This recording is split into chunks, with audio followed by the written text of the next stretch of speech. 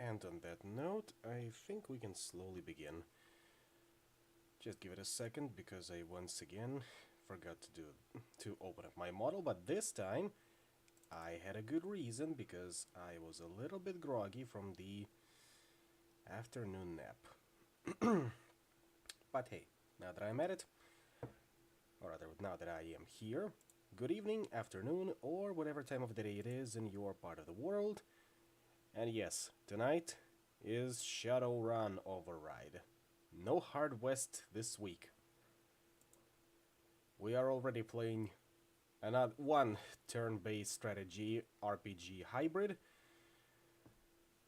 And honestly, I am liking it. It is on track to becoming my hyperfixation for the time. And I am asking you to tag along for the ride. This'll be good, I swear. You will like it. I know that. You know that. So do not resist. After all, you did like our encounter with Rector, right?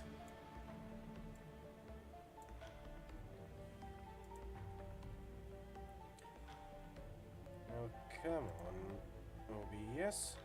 You absolutely can detect Shadowrun. Do not toy with me here. There we go. There. You know it. Not just activated my almonds, it played with my feelings. Besides, I'm starting to like the writing. Absolutely. As should you. Also, a bit of an unfortunate news. As of this evening, actually. You may have heard, you may have not, but unfortunately, Wei Jun, the voice of narrator from Darkest Dungeon 1 and 2, plus the narrator of a lot of different Call of Cthulhu audiobooks, has passed away.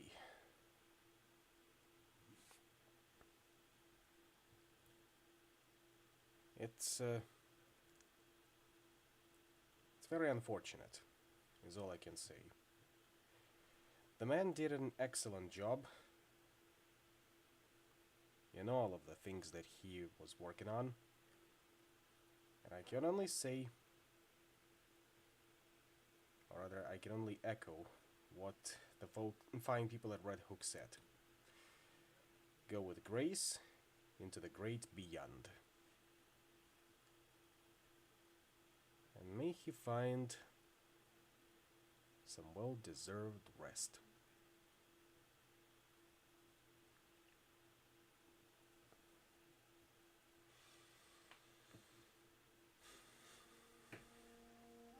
Now let's get back to it.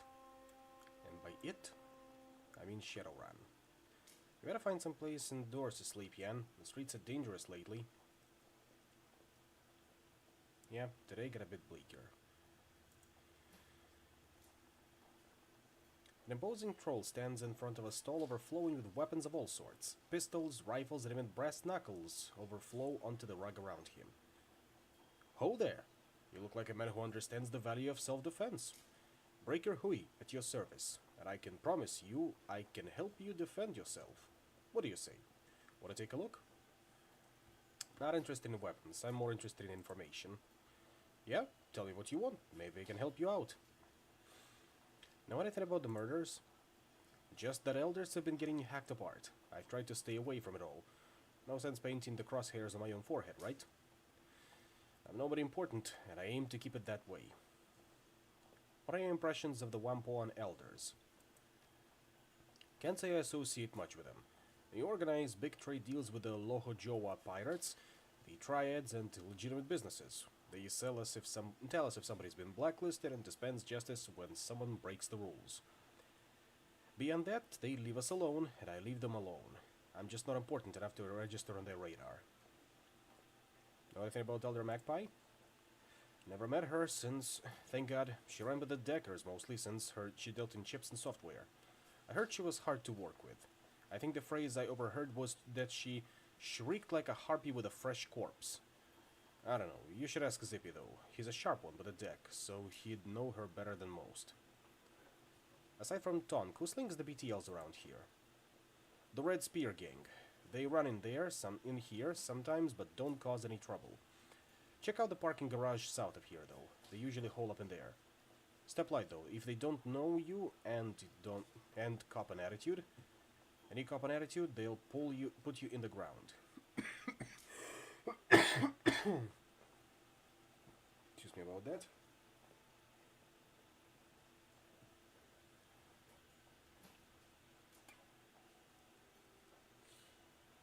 But should be better now. Funny thing, I heard there was a shootout with some Hong Kong police in the garage a month ago. I was away in Beijing at the time, so I didn't see it directly. But everybody was talking about it when I got back. Why is that funny? Because we don't let the HKPF in here, most times. We shoot at them if they try. Every time they come in here, it's bad for us, because they're always looking for a scapegoat. Why would the elders let them in? Nobody knows. And let's speak to Moe Jabi as well. The man in front of his stall is rooting through a box of music chips with the swift fingers of someone who knows what they're looking for. Behind him, a music player pumps out a constant stream of distorted atonal music. The stall's proprietor is nowhere to be seen. Can you believe this? They've got 4 bootlegs of Echelon 60, the unreleased Enoch Iron Keys double chip show from Brazzaville, but absolutely 0 chips from Shotgun Bloom. This stall stuff is purely second-rate. Hey man, don't get down on Echelon 60. I saw them when they played that unlicensed show at the old Chocotard factory out in Swin 1. The show was amazing, even if the police had to break it up midway through the second set. The music aficionado waves his hand dismissively. The show might have been great, but come on, Echelon 60 is old news. They've already been mainstreamed. I saw a tread ad for the new Mitsubishi Ostro scooter and they were using Man Vault Under Bus as the backing music. Made me sad, I tell you. Mo Jebi, at your service. Decker, technologist, music fan. You're not from around here, are you? You don't hold yourself like a native. Not Wampo Garden, no. Mo runs a hand through his hair, shaking the collected rain off of it. I thought so. What brings you out here? Maybe. If you're a particularly hard fan of that music, then sure, those are fighting words. I'm trying to find out who's been killing the elders. Oh, that's a nasty business. I heard Tong died tonight. I don't know who or what they pissed off, but it seems like a really bad scene. I'm trying to keep my nose out of it. Still, I like this place. Is there anything I can do to help? What can you tell me about the Wampons? They're a collection of freaks, geeks, nerds, and tech junkies. This place may look like a third world bazaar, but believe me, we have stuff here that's cutting edge in almost every field. Maybe it's not as advanced as the stuff the Megas have in their development labs, but it's as advanced as anything you can find in a store. People come from all over the world to buy and sell here and work out deals for big shipments. We've got contacts with every pirate and smuggling group in the South China Sea, and every major syndicate and the gang in the Free Enterprise Zone knows not to mess with us. Not only are there a lot of us, nobody wants to lose what we're selling. The Red Dragon made a play 4 years ago, but we chased them out. Scooted off back to Homantin, and they never been back. Good for you. That's how you survive. It's all about playing the angles. Yeah, it pissed them off, but then we sold goods to the Yellow Lotus at a discount. In exchange, the Yellow Lotus kept them off our back. You don't have to deal with a big guy to win, you just have to make him step back so the other big guys see he's off balance. Stand-up fights are for the megas. We're about survival, just like everybody else in the shadows. See, that's the correct attitude. And it's what the Battletech people call the Piranha Principle. In regards to why the inner sphere can't just roll over the periphery. Anyway, know anything about the murders? I'm trying to stay as far away from it as possible. I'm not connected enough to hear anything important, and all the talk about monsters is just plain dark. I'm not afraid of monsters, but I don't want to get their attention. All I know is that a couple of months ago we had Elders Nakamura, Yelunde, Gun, and Magpie. And now we don't. Yeah, enemy of my enemy. I've heard about Magpie. Sounds like she was kind of vicious. To be blunt, she's a hateful, shrewish old badger of a person. It was always her way or the highway. She'd butt heads with the other elders over damn near anything. The last fight she had was with Tang over something or other. I guess she ended up throwing some of his microdrones into a deep fryer and threatened to kick his ass around the block. What was her line of business? Matrix gear. Her shop's called the Jackpoint. Not very imaginative, I know. She always had the hottest programs, best chips, and made some killer decks for anybody willing to pay her rates. It cost plenty of new yen, but she was one of the best in the business, at least in Hong Kong. If you want to know more about her, you should talk to Zippy. He's one of the only people around here who's got along with Magpie. You can probably find him by the MTR station. He loves the steam bun cart over there. We already did, so let's ask a different question. Magpie's shop is missing a lot of gear. Know anybody who might be fancying it? In Whampoa Garden? No way. Most people are too shit scared of Magpie to pull that, and I definitely recognize anything of hers. She watermarked every program and engraved every chip. Wanted people to know where the good stuff came from. There's not a lot of places to hide that kind of gear around here. We're all packed pretty tight, and this place gossips like a mahjong parlor at tea time. If I were you, I'd ask any other outsider types you can find if they've heard something. Nobody local would risk bringing Magpie's ire down on them, or the rest of the Wampons. We might cheat other people, but we don't steal from each other. Anybody who gets caught doing that would get kicked out, or worse. Fitting how I watched an anime today that featured a monster hunter from Kowloon. For a second, my brain switched it over to Rangoon, and then I immediately jumped over to Black Lagoon. That's how rhyming works. I guess it's subconscious a little bit. But what's your area of expertise? I'm a decker. I used to be a company man for years. Pushing code in their servers, smearing the little cyber pukes that would try to get into our secure systems. I made a pretty good living. Had my own place on the 48th floor in a corporate skyscraper. It was the kind of thing that Sims teach you everybody reaches for. The dream life. So what went wrong? I found out the company wasn't what I thought it was. Sure, they paid me well and kept me in creature comforts, but I accidentally looked over some misfiled reports while cleaning out a company data store. Turns out one of the company's security riggers had gotten drunk and blabbed about some project or other being over budget and behind schedule. That's not good. It'd be a fireable offense, right? Well, I guess upper management was worried that it would hurt their stock ratings by a fraction of a point or two, so they fired a guy. With a 308 round right through the skull. That seems drastic. It may only have been fractions of a point, but that was still tens of millions of new yen.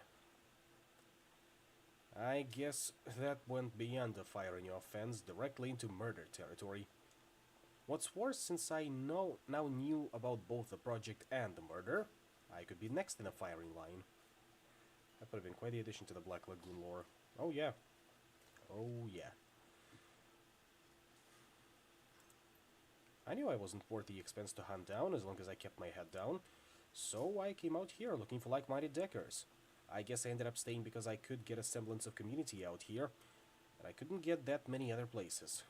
Well, see you later, Mo. Let's visit the... what was it, Red Lotus Garage? Yeah, Red Spear, excuse me.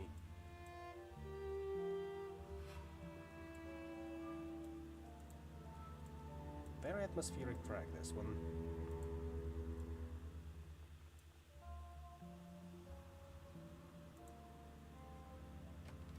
Knock, knock. Anybody home? Of course there are. And we just want to talk. That's far enough, guy. The woman hefts her weapon, tossing a nod towards the gangers behind her. This lot's our turf. If you're looking for a fix, you're welcome to trade. If you're not here for business, clear the hell out. You try and wander around on our turf, we're gonna have to air you out. So what do you say? You looking for a little pick-me-up? A little nitro to give you some pep? Maybe you want some chips. Take that edge off. You want it? I got it. can I look around this garage? Man, what? Man, are you deaf? What the hell did I tell you? No, you goddamn well can't wander around our turf. The ganger shakes her head, mumbling something about idiots with no memory. I'm on business for the Wampo and Elders. You're only here because they tolerate you. They hear you're blocking me, your ass is gonna get kicked all the way to Tun 1. Okay, I'm listening. What kind of business do you own? I'm investigating the murders of the other Elders. The gunfight with the HKPF might be related. Alright, we only moved in here because of the Wampoans are too shit scared of monsters and ghosts to come back in. The Elders told us if it was alright if we moved in here. Seemed happy to have us camped out, honestly. Look around, knock yourself out. Just stay out of the way of our business. Thank you kindly. And somebody didn't bother to clear this place out. Dried blood and bullet holes pockmark the floor, pillars and walls of the parking garage. Judging by the amount of blood staining the floor, multiple people died here. To call the scene bloody would be to do it a disservice. This was a massacre of tremendous proportions. Look at this. Rector points to several scratches on the floor and in a pillar. These scratches look like they're from a long-bladed weapon, like a sword or a machete. That matches the wound on Tong's neck. Our killer must have fought the HKPF in here and cut them apart. With the number of bullet holes in walls and cars around here, they must have just been spraying wildly. I don't relish the idea of fighting this killer in cramped quarters.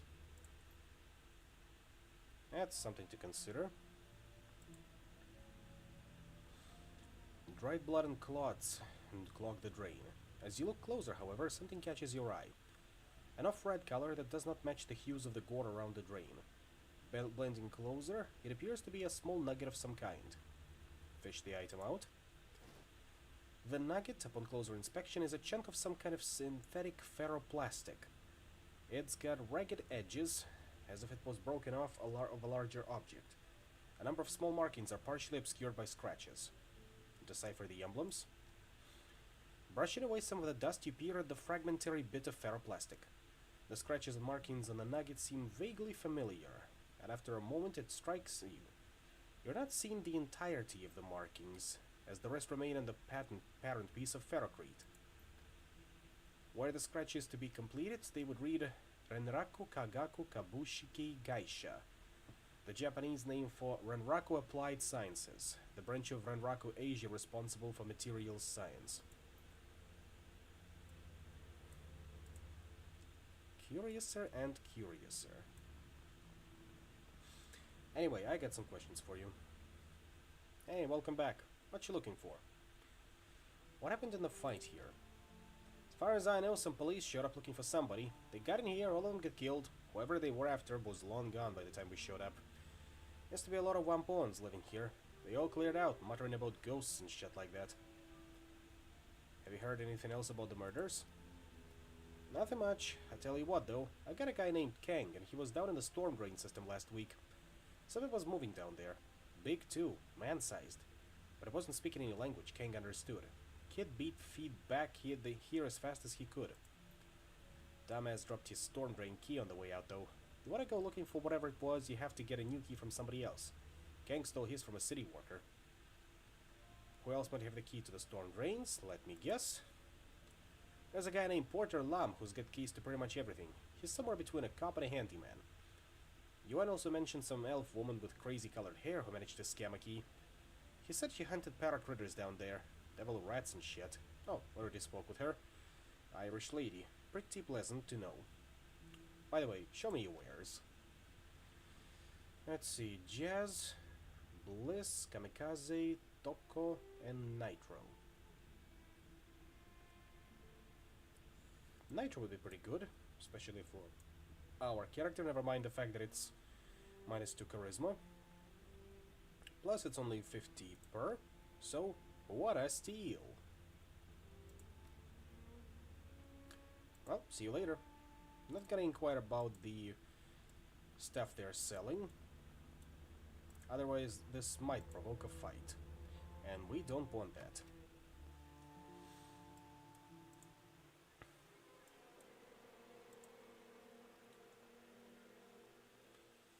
This dumpy-looking man is busily hawking a variety of grilled spherical treats of various sizes.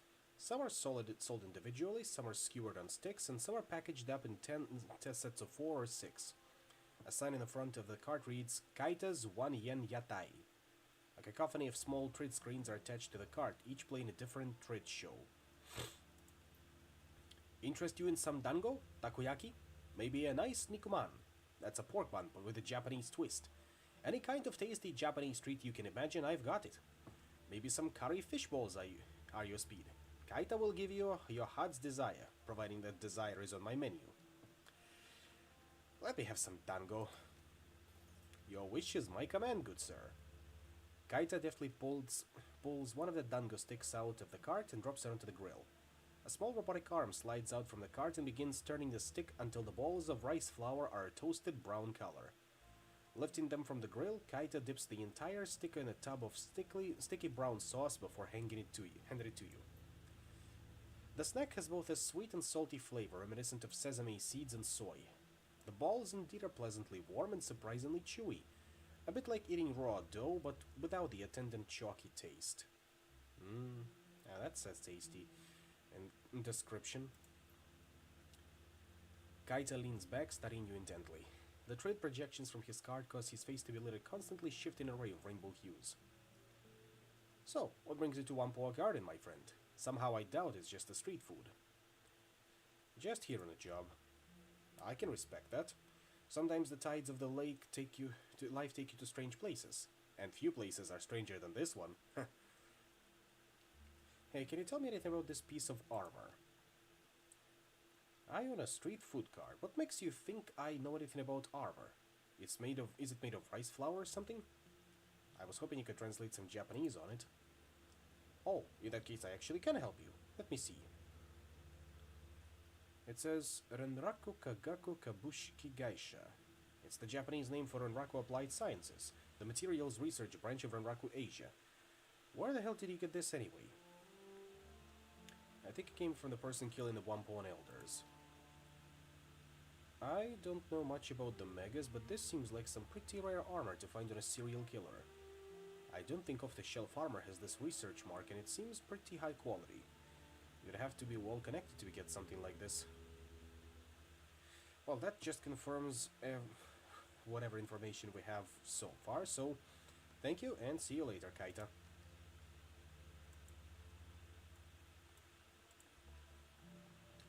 Not gonna speak with Demergo here, because I'm guessing he's gonna just say whatever we know already. Therefore, time to speak to Porter Lam. At least the people have dispersed by now. Do you have a key to the storm drainage system? Sure. Why do you ask? Drop a gun down a grate or something? Following you up a lead on the killer. In that case, take the damn key. You'll have to forgive me if I don't want to go down there with you. Knock yourself out, man. There's an entrance up by the Jade Mountain restaurant. Can't miss it. What are your thoughts on Elder Magpie, by the way? That she was a bitch? That she never met anyone as deliberately contrary as her? There's not much to say. Nobody wanted to hang out with Magpie. Even though she was the newest elder, she acted high and mighty around everyone. She'd block deals and argue against Takamura and Good just because she could. Why was she so contrary? It was just her nature. She loved fights and gossip. Any chance to cut somebody else down, she'd take it. I guess I always figured she had some deep-seated insecurities and covered it up by attacking other people. So yeah, this confirms it. Nobody liked Magpie. But then other elders started getting killed, and that was no bueno.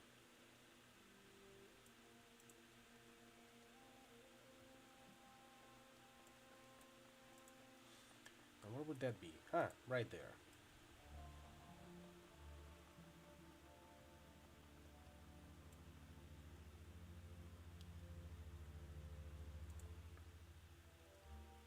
And down we go.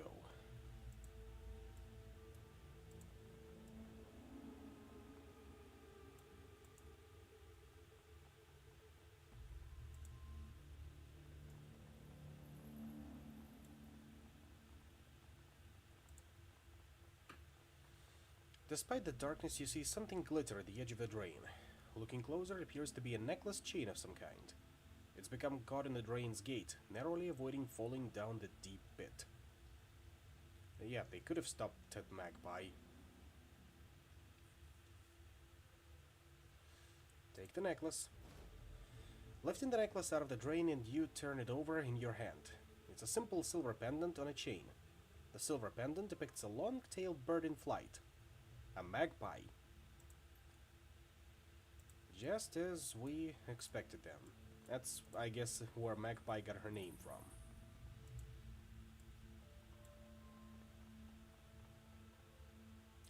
As you round the corner, you hear voices speaking, and just loudly enough for you to make out coherent sentences. The speakers are definitely not local. They speak with a slight Slavic accent, and their clothing is heavily armored.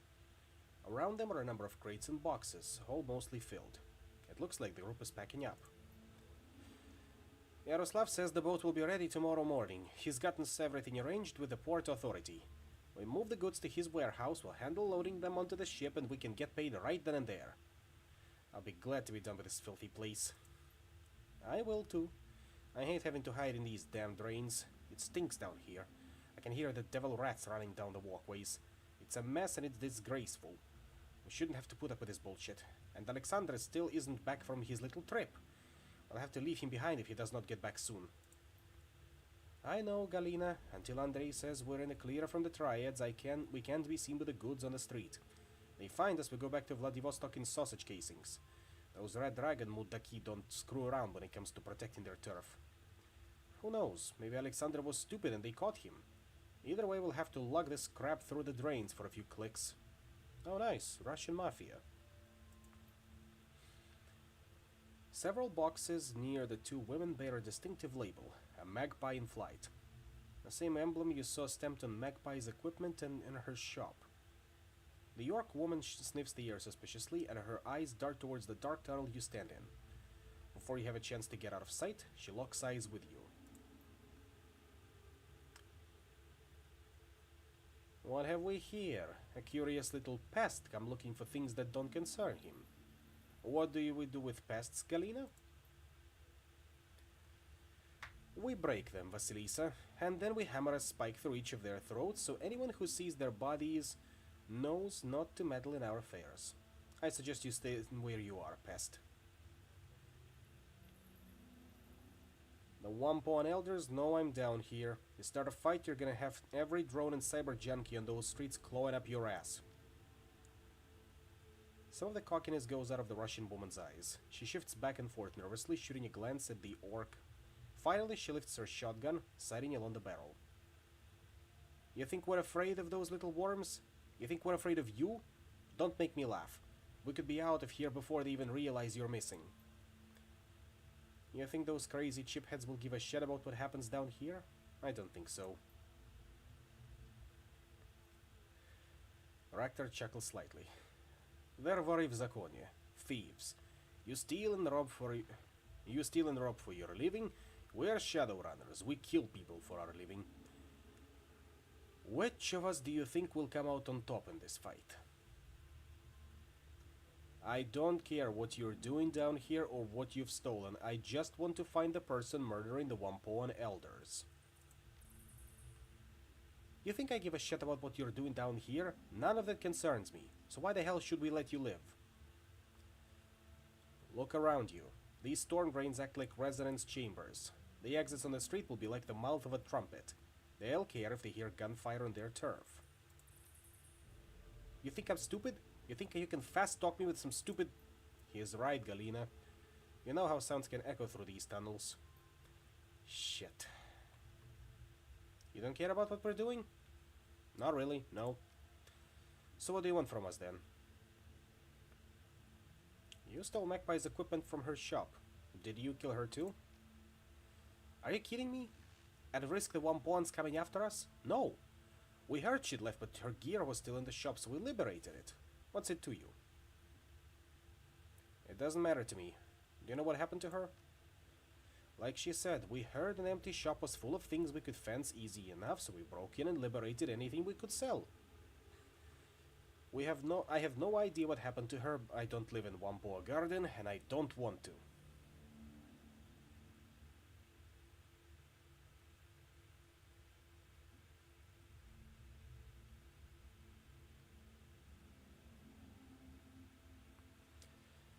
You took Magpie's keycards, didn't you?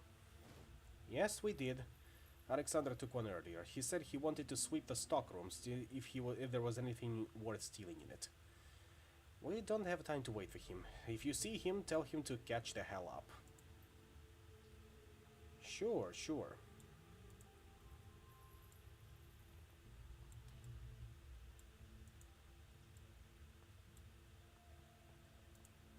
And that one leads up to this Stormbrain.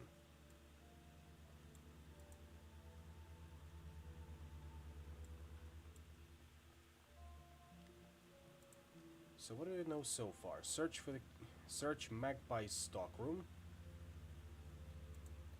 which is supposed to be over here, it seems.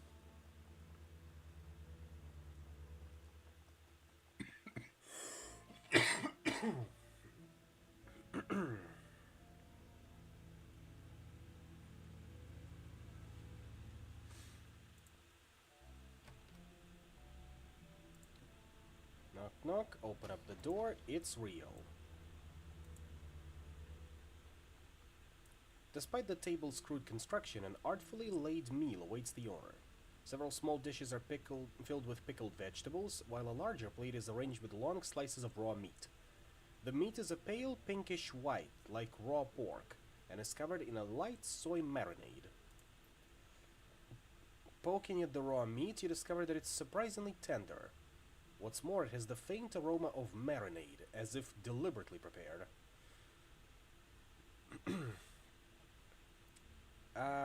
Honestly, considering what we are dealing with, I don't think it's a good idea to eat it.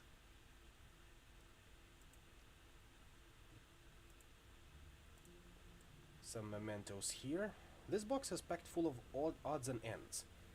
It nearly overflows with a collection of knickknacks, souvenirs, and assorted personal effects. There's no rhyme or reason to the collection of items. They appear to have been thrown in haphazardly. Among the contents are charms from various temples, a wooden mask, and a paper fan. Mask? The wooden mask is extremely light. It's been painted a pale white, and the surface is almost as smooth as porcelain. Delicate features and lifted eyebrows are matched with bright red lips and delicately carved teeth. The teeth have been stained a deep black. How traditionally Japanese. Charms? The small charms are square cloth packets, each approximately 1 inch wide and 3 inches tall. They come in a variety of bright colors and are embroidered with characters for prosperity, peace, wealth, and protection. Inside each appears to be a folded paper prayer for fortune, written in Japanese. Paper fan. Unfolding the fan, you tilt it up towards the light to examine it. The image depicts an East Asian city from the 19th century or earlier. Curved roofs at sunset beside a deep blue river. 2 ships sail down the river, which is in turn spanned by a long wooden bridge. In the foreground, laborers carry buckets along the shore as a man on horseback rides in the opposite direction. In the distance, a pair of large red buildings dominate the city skyline. 1 large temple hall and a 5-tiered pagoda. As I said, how delightfully Japanese. Only they can produce something so traditionalist. As you step away from the box, you hear a slight click in the distance. The sound of the door's latch shutting. You are no longer alone in the stockroom.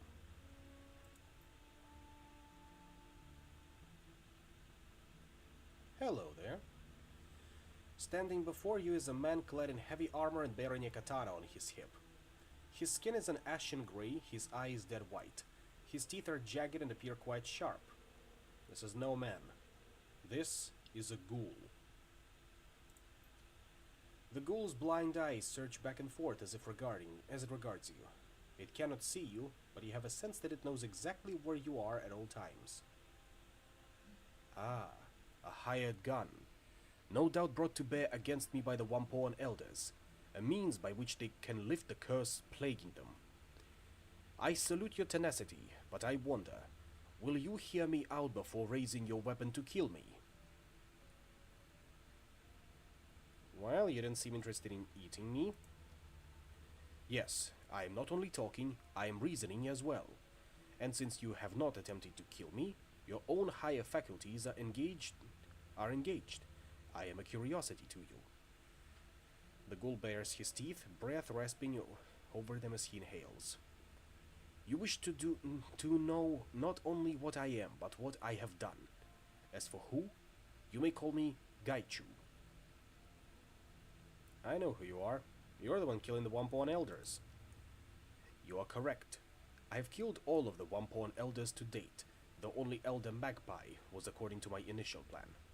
I regret the deaths of the other Elders, but it was necessary. Explain yourself. This affair begins simply enough. As you may surmise, I'm not someone who can be seen in public without a great risk. One-Paw Garden is an excellent place to hide. No police or triad presence, and minimal interest in things that lurk in the shadows. Unfortunately for me, Elden G discovered me through communion with her spirits. Rather than kill or chase me away, she came to me with a proposition. Ng and the other elders were having problems with one of their number. An elder named Magpie had been holding many of their plans hostage and would not budge. They could not remove Magpie, however, because her services were too useful to the One-Pawns at large. Ng offered me payment to dispose of Magpie, and I accepted. You didn't clean up all of her blood. I found some in her drain. Ah, unfortunate. I had thought I was careful enough. Having it on my hands must have obscured my sense of smell enough that I missed the last remnants in the drain.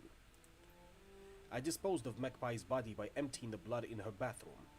Then I cut her up into more portable pieces. Those were placed in a plastic tarp which I took to the storm drains and hid. It is unfortunate, but my survival depends upon consumption of raw metahuman flesh. Letting such nourishment go to waste would be a foolish error. But why kill the other elders then? I contacted the elders, not in person, but of course, and they arranged to exchange payment.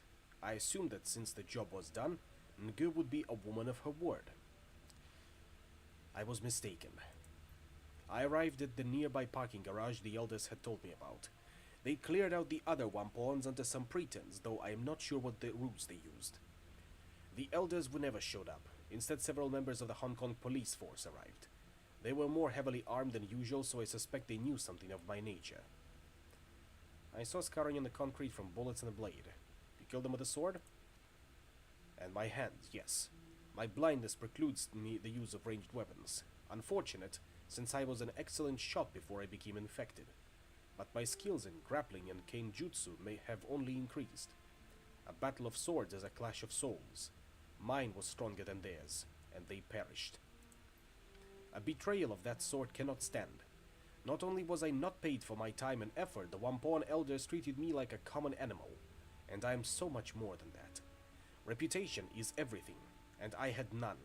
I had hoped to build a network of contacts so that I would be able to continue finding work, but with that treachery, my hopes were dashed. I decided to become the monster that they feared.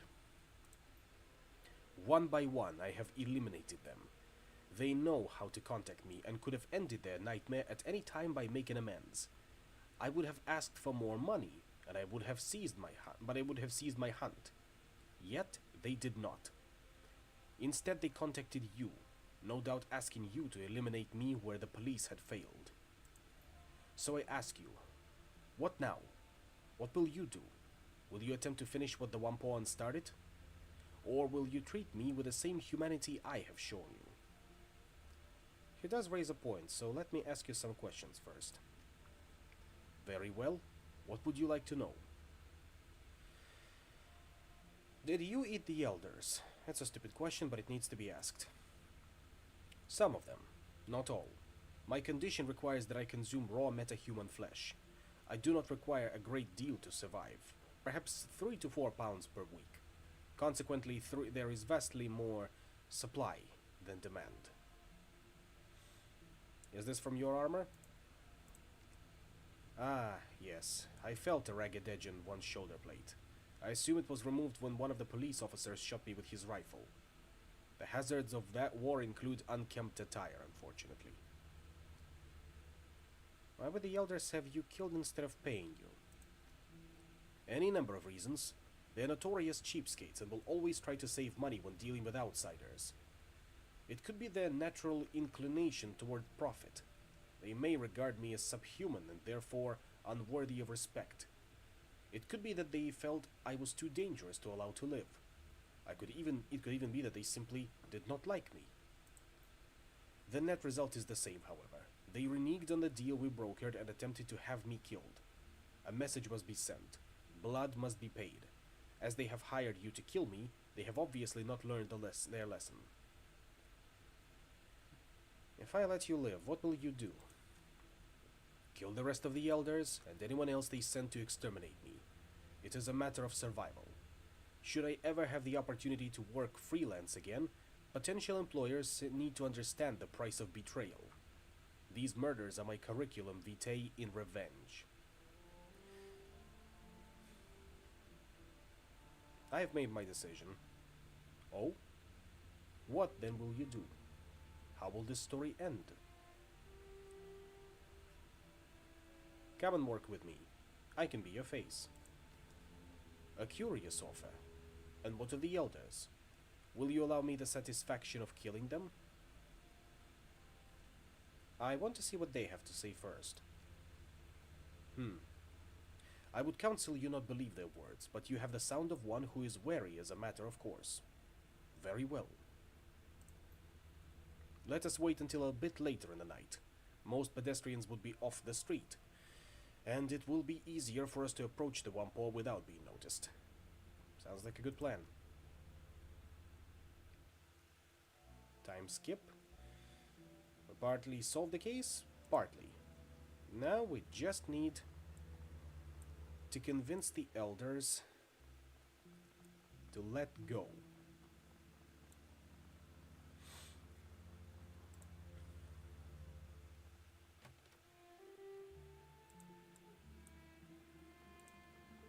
There they are.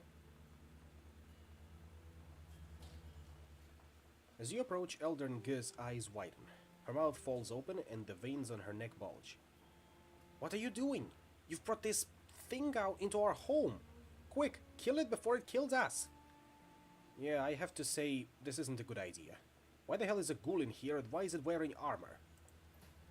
Calm yourselves. I am not an it, and your elders know this intimately. Good evening, Elder Ng. I can smell your fear, and I'm glad of this.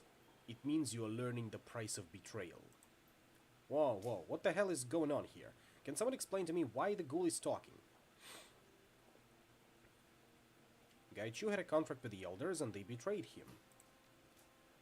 You dare to accuse us of conspiring with the monster and covering it up? You're insane. The very idea is preposterous.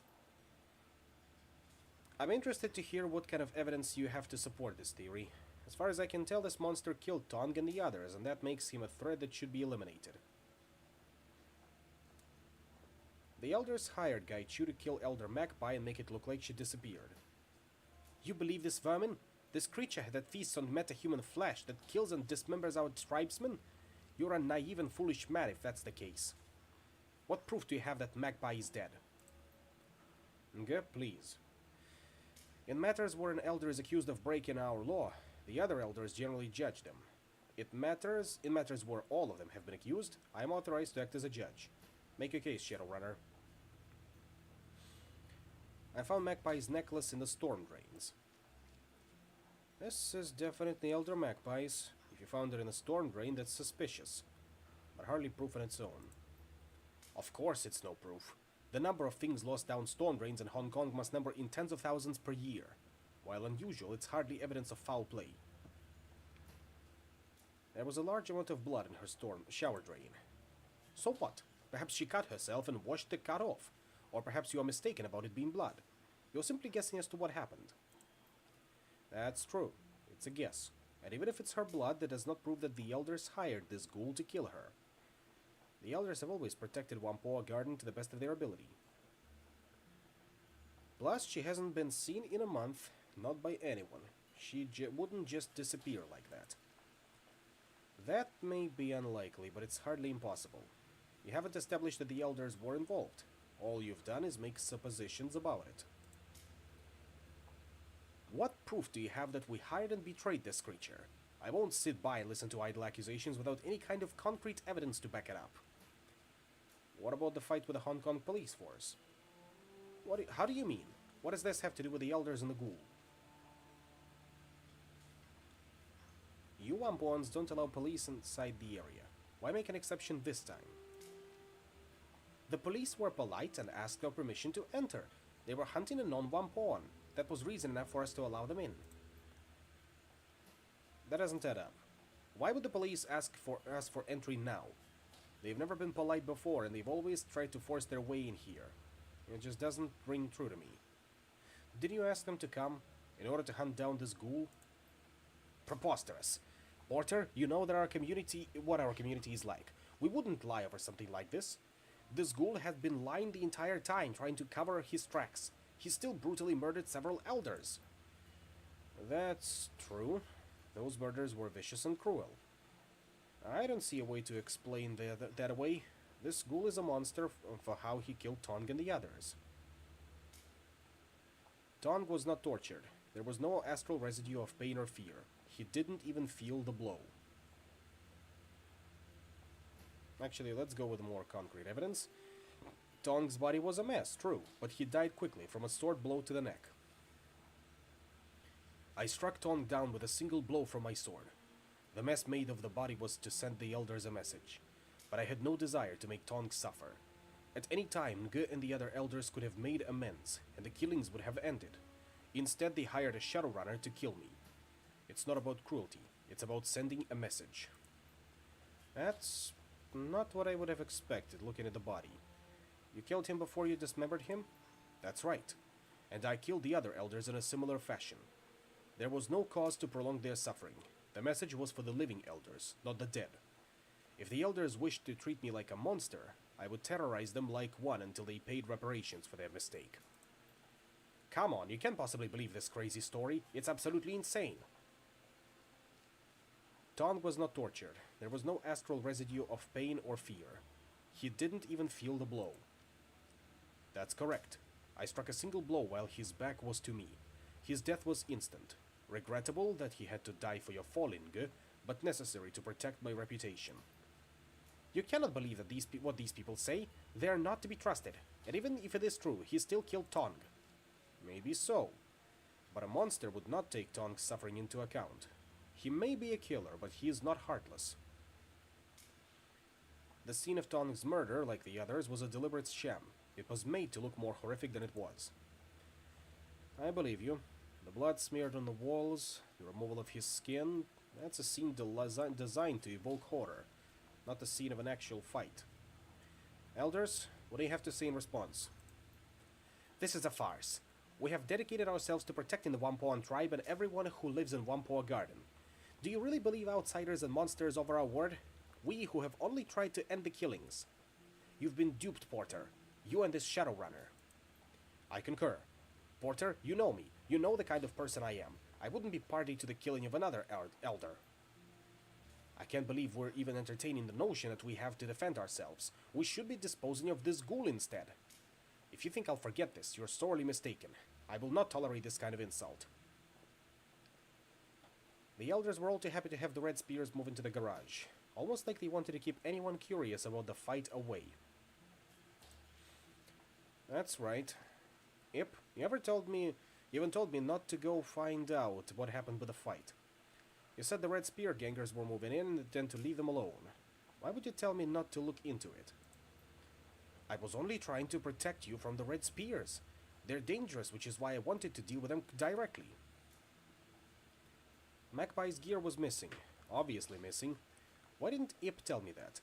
He would have had to have noticed, and Magpie's shop is locked up. Why didn't he want me investigating? Pure supposition. You think it proves something that I didn't notice equipment was missing? Magpie's shop is always a horrible mess. Tang, you did an inventory of Magpie's matrix servers. You assured us everything was running fine and you would be able to continue her work. I find it hard to believe you missed something as obvious as missing equipment, especially while searching her stock. And that's all I have for now. Alright, I think I have some idea what's going on here. And? What do you believe the real story is? Gaichu seems to be telling the truth. Elders, too many facts don't add up. You're obviously hiding something, possibly a great deal, from the rest of the tribe. I'm sorry, but I have to take you into custody until the community can decide the extent and manner of your punishment. Death would seem appropriate to me, especially given that they kept up this charade even to you, one of their most trusted citizens. Don't you dare talk to me like that, you disgusting beast! Yep, no. Don't make this any worse than it is. Thank you. I'll make certain that justice is meted out. You're free to go, and I will ensure payment is delivered to you. So long as you take Aichi with you. I can't have him staying here. He'll be coming with me. Sorry that you didn't get to kill them all, Gaichu, but them's the rules. Achievement, Ronin. Get Gaichu to join your crew. I confess, I am unhappy with the decision to allow the Wampoan elders to live. We should have killed them, if not for other reason than to maintain our reputation.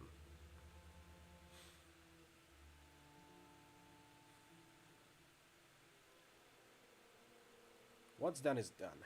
Let it lie. This is a fair point. You have done me a great service, and I will follow your lead. Shall we leave this place? I'm eager to be done with Wampoa Garden.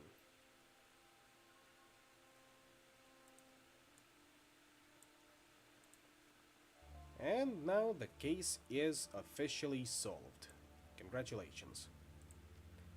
We've managed to resolve it without further violence. Congratulations to us in that regard.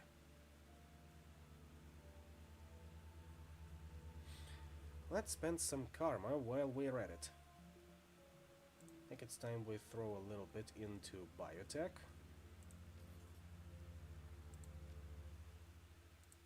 And back to Haoi we go.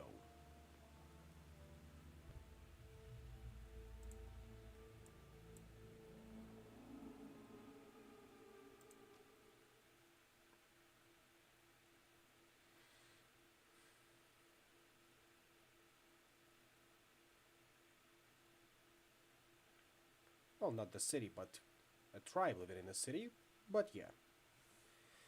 The MTR rockets noiselessly toward Haoi along the edge of Kowloon Bay. The black water glitters in the night with the light of 1,000 reflected storefronts. Gaichu stares sightlessly out the window, one hand pressed to the glass. By the plot of the elders is exposed, and Porter Lam is in your debt. You have a new ally, and the respect of the Wampoans. Sometimes everything goes right on a job. You count yourself lucky this was one of those times. You just need to know what you are doing.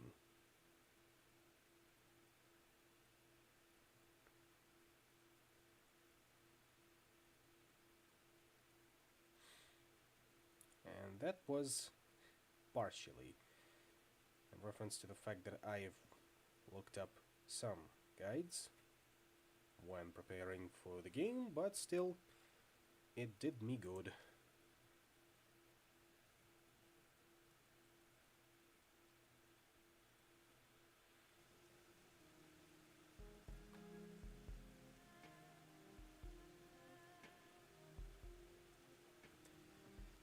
Come on now. A little livelier. A little livelier game. There. And that's another 8 karma to our name. Claim payment for your runs at the mission computer. Let's look around. Oh, actually, I think I remember that one. And that means we need to insert some points into strength. At least to level 5. Don't think we'll be able to do that. So, 1, 2, not quite.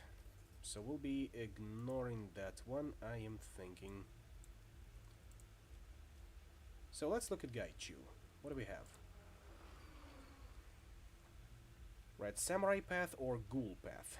Red Samurai gives him active defense, adds +2 armor and +1 dodge. Ghoul gives him Rip.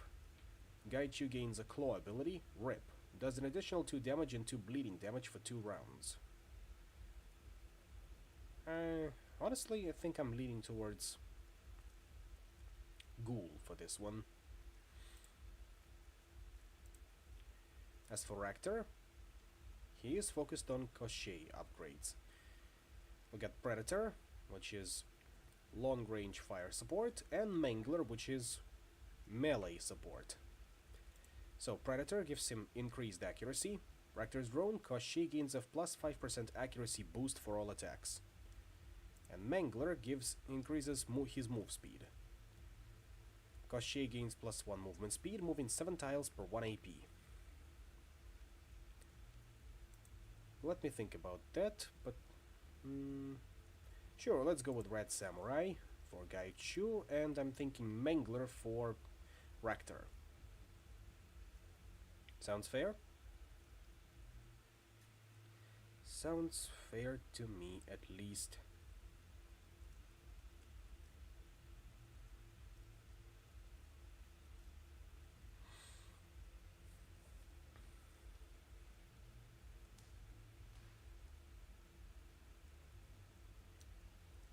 And looks like I do not hear anything else from you, therefore confirm all, and back we go.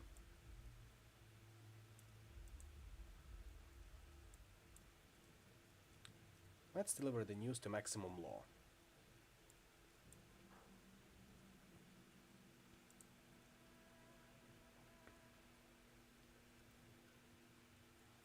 As you approach, he looks sharply away and breaks into an awkward smile. Hey, I was hoping you'd come around. You got a minute? What's up? Kindly had Wampoa burn your sin. Word is you're doing work for her. Not normal Yellow Lotus stuff. Shadowrunning. Yes, I am now an unusual asset. Wicked. Lam says it distinctly in a hushed tone, then seems to catch himself. He draws himself up to his full height. His usual demeanor of self-assurance returns. That's pretty ironclad. Pretty vicious. I would do good. If you do good, you'll be noticed. Listen, if you've got any info about runs, I can make it worth something. We Wampoans call that kind of thing metadata. Wampoa likes to get the word on the street from the active operators. Doesn't Wampoa's service to their clientele include not prying? I'm not prying. It's gathering information.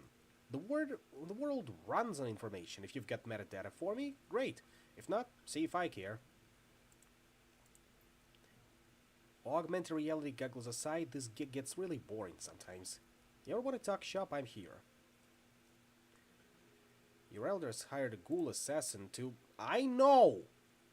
Those piss-drinking, pig-sucking... Law erupts into a torrent of livid, awkward profanity. Some sort of pidgin of Cantonese and tech speak. He catches himself short, pulls himself back together, and clenches his fists.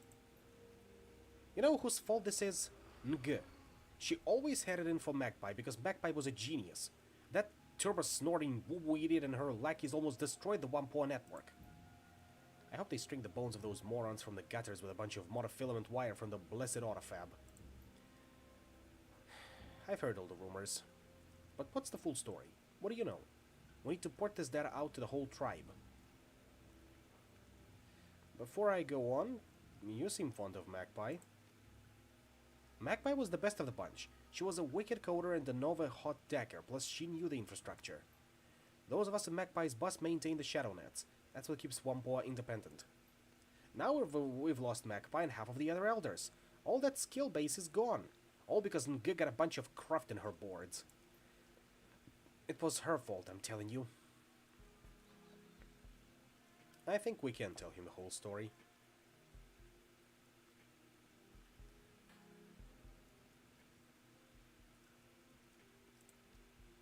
He listens in prolonged silence as you lay it all out. When you're done, he shakes himself as if awaking from a bad dream. Whoa. For real? Man, this is gonna go down in tribal lore. Here, this is a cred stick I keep on hand for when people have special information. Take it. You've earned it. I kinda want to think now. And share files. Now, if you'll excuse me for a moment, be right back. Gotta take care of something very, very urgent.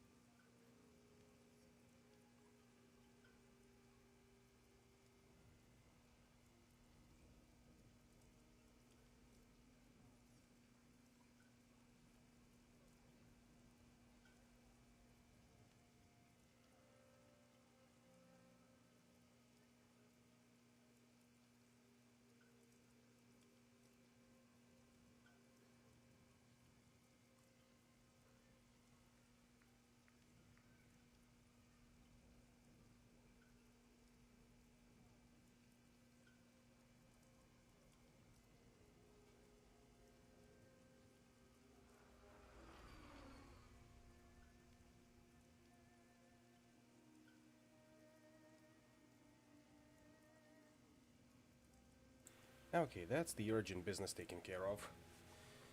Happens every damn time I drink yogurt. Anyway, see you later, Law. You gotta go? Okay, watch your back and shoot straight and all. I got things to do too. You're a good kid, if a little dumb.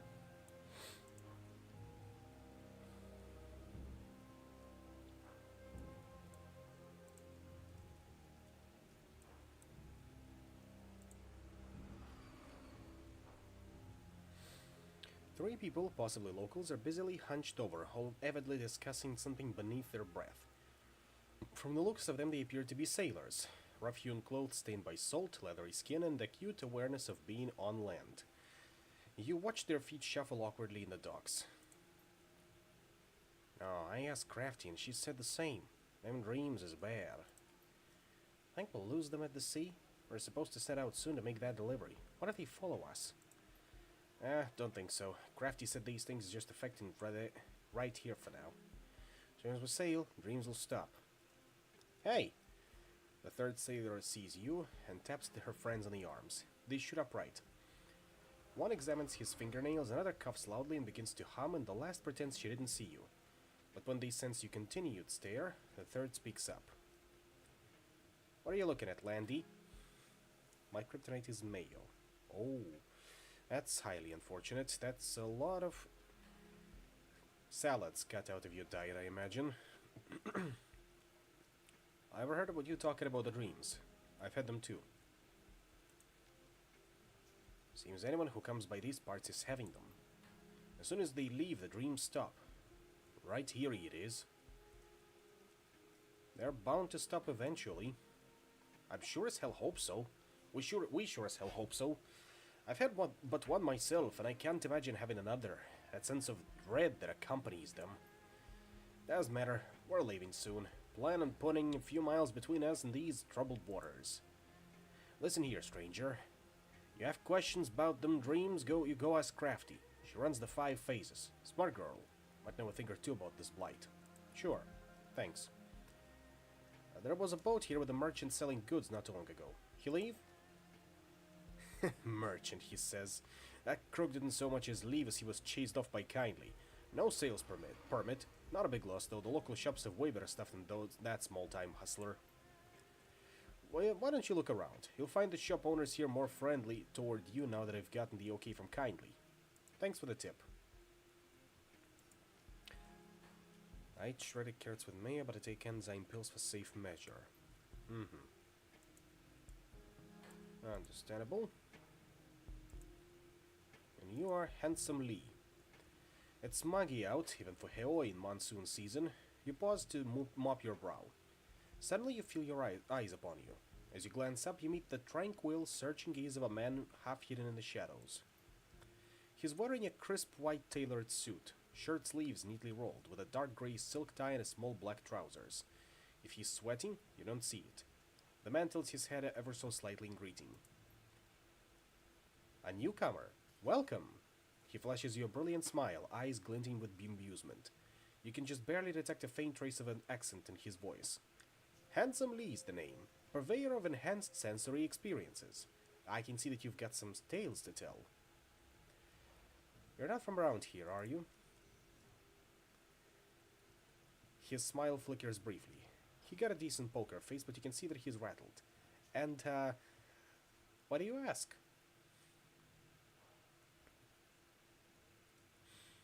You don't act like a local. You're refined, I guess. You don't belong on the street. Ah, you're right. I'm not from Heoi. Recent transplant or just passing through? Recent transplant. I split my time between Heoi and Aberdeen, though I'm mostly in the latter these days. I come here by way of Taiwan. That was my home until I was forced to flee during the Nationalist War. I heard you have a slight accent as well. Let me guess. Seattle? Good guess. Redmond Barrens.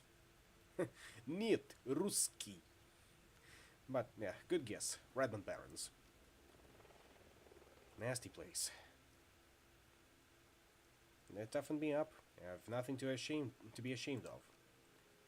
I know just what you mean. My own life experiences have left me ready for anything. But we can discuss this another time, yes? Let us now talk about business. I am a businessman after all. So how about it, friend? Can I show you my wares? Sure. Ah, also that stuff. Cram, Bliss, Kamikaze, Nitro, Relaxin. Antidepressant banned in the UCAS for its side effects. Willpower increased by 2, quickness and strength reduced by 1. Can't be too bad, right? But if it is, then we'll go by the wise words of Postal Dude. This can't be good for me, but I feel great.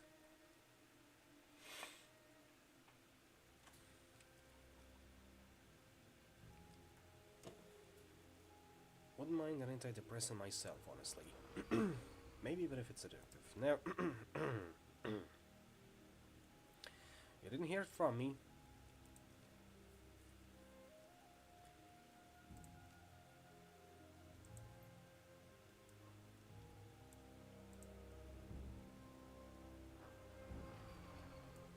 And let's say hello to Reliable Matthew.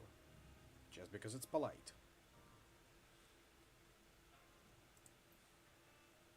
The salesman smiles indulgently at you, a tall, lanky human of clear Cantonese ancestry. He's wearing a cheap suit and limply clutching a smelly cigarillo. He adjusts his tie with exaggerated nonchalance. Languid, ostentatious, like an American casino promoter. Hey there, beautiful. Welcome to our little floating heaven. You've got a discerning look to you. What brings you to Reliable Matthew's Robot Bazaar? Perhaps you're looking for a hexacopter as a guide to Hong Kong, or a little handheld tarantular beauty to brew you tea. Spider Droid does sound appealing, even if it's just a Roomba with extra legs.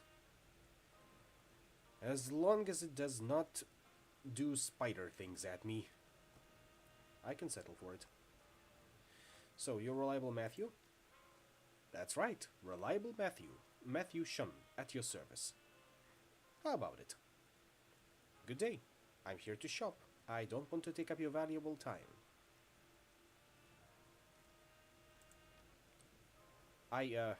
Well, hey, beautiful. I didn't, expect such formality, especially from a newcomer to our lovely shores. You've got some class, friend. Well, now that we've acquainted, maybe I can brighten up your day a bit. What's on your robot list, friend? Show me the combat models. Funny you should ask. I've just gotten a Doberman that I'm selling at an incredible bargain price. Should we take a look? Incredible bargains, huh? They fall off the back of a truck? Are you implying that they are stolen? If so, you're mistaken. This merchandise is provided only by trusted suppliers who certify the authenticity and workability of their goods. I don't furnish manufacturer's certificates, but all the providers are really top-shelf guys, really beautiful people. Otherwise, I wouldn't carry their drones.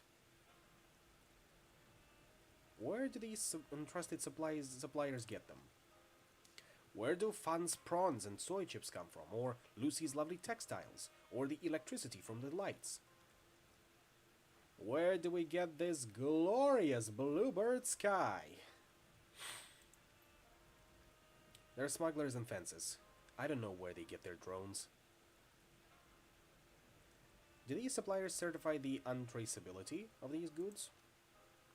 Absolutely. The majority of them are genuine knockoffs. Any IDs are stripped, but most were never registered in the first place. Can I be a supplier, or if I have a spare drone? Well, it's a very exclusive process. You need to be a member of the community in good standing, have good references, and pass a background check. Or if all you have is the drone, I can work with you. I think I understand the situation. Fantastic. I'd like to make sure all the customers are thoroughly informed and feel completely comfortable with their purchases. By the way, have you been seriously calling me beautiful? You know it, beautiful. I hope I don't offend. I just can't help it. To me, everybody's beautiful, baby. Right back at you, beautiful. Oh, a man after my own heart. Well, I would like to take a look at the drones, but I am not a rigger, so thank you, Matthew, and goodbye. Been nice chatting with you. The side of Matthew's trailer looks freshly scrubbed. It reeks of kerosene. Broad swaths of the flaking paint have been removed, revealing the brittle plastic siding, discolored by years of acid rain. You can still see the faded black traces of erased graffiti. It reads, Job Stealer. Something thumps inside the trailer. You could easily peer in one of the windows. That's a bit rude, Matthew's right there, but let's give it a try. Inside are dingy, cramped living quarters, cluttered with broken drones and unwashed dishes. What looks like a rumpled, motley-colored shag carpet is heaped over about half the tiny space, obscuring most of the furniture. After a moment, the shag carpet moves. It rises about a foot and surges slightly towards the window. Then it stops, pulsing and fidgeting. It's hard to see it clearly through the built-up grime on the window. The carpet is actually plush-covered drones. Teddy bears, raccoons, little dolls. There must be 24 inside the caravan, all companionship models. They're all looking at you, as if they've realized you're not Matthew. They watch, fidgeting. Then, in one coordinated motion, they all lie down and go dormant again. Creepy.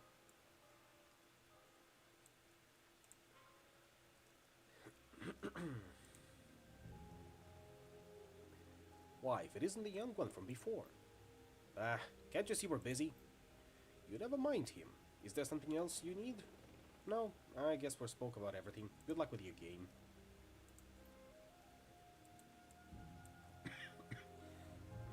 Watermelons.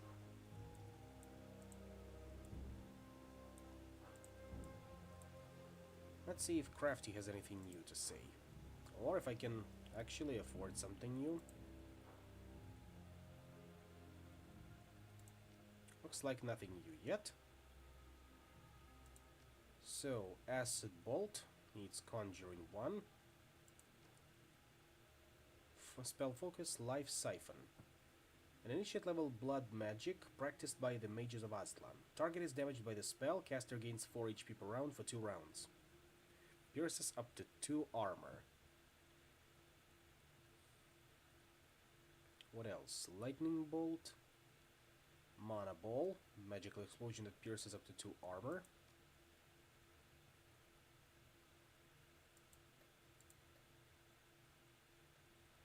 We have a Mana Bolt already, as well as Heal Wound and Power Bolt. One is Mana Bolt, but this one is Mana Ball. What's the difference, I wonder?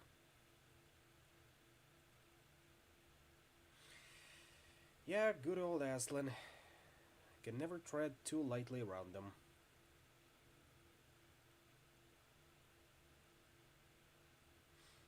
Flamethrower is interesting, but once again, I'd rather save it up for Chain Lightning. We are only 900 new yen away from that one.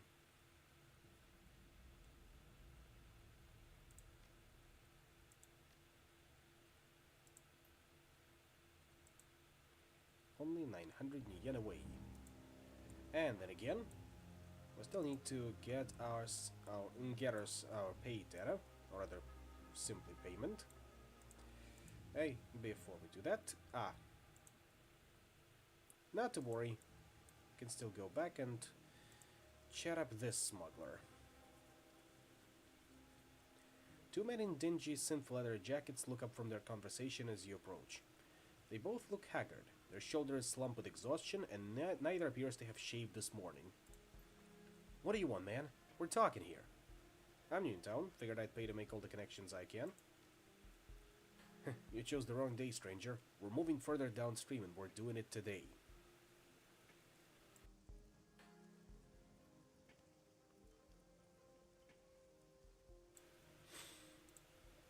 There's something wrong with this place.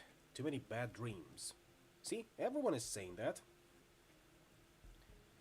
I know what you mean. Did you dream it too? The long corridor and the thing with the ivory crown? Something like that. Lots of people in town dreamed it or something like it. From the folks I've talked to, there were a bunch of different versions. Some people turned away from the corridor, went down alleys, that kind of thing. I've never even set foot in the walled city before, stranger. So tell me, why the hell am I dreaming about it all of a sudden? I don't even know what the damn thing looks like on the inside. I think there's something strange going on.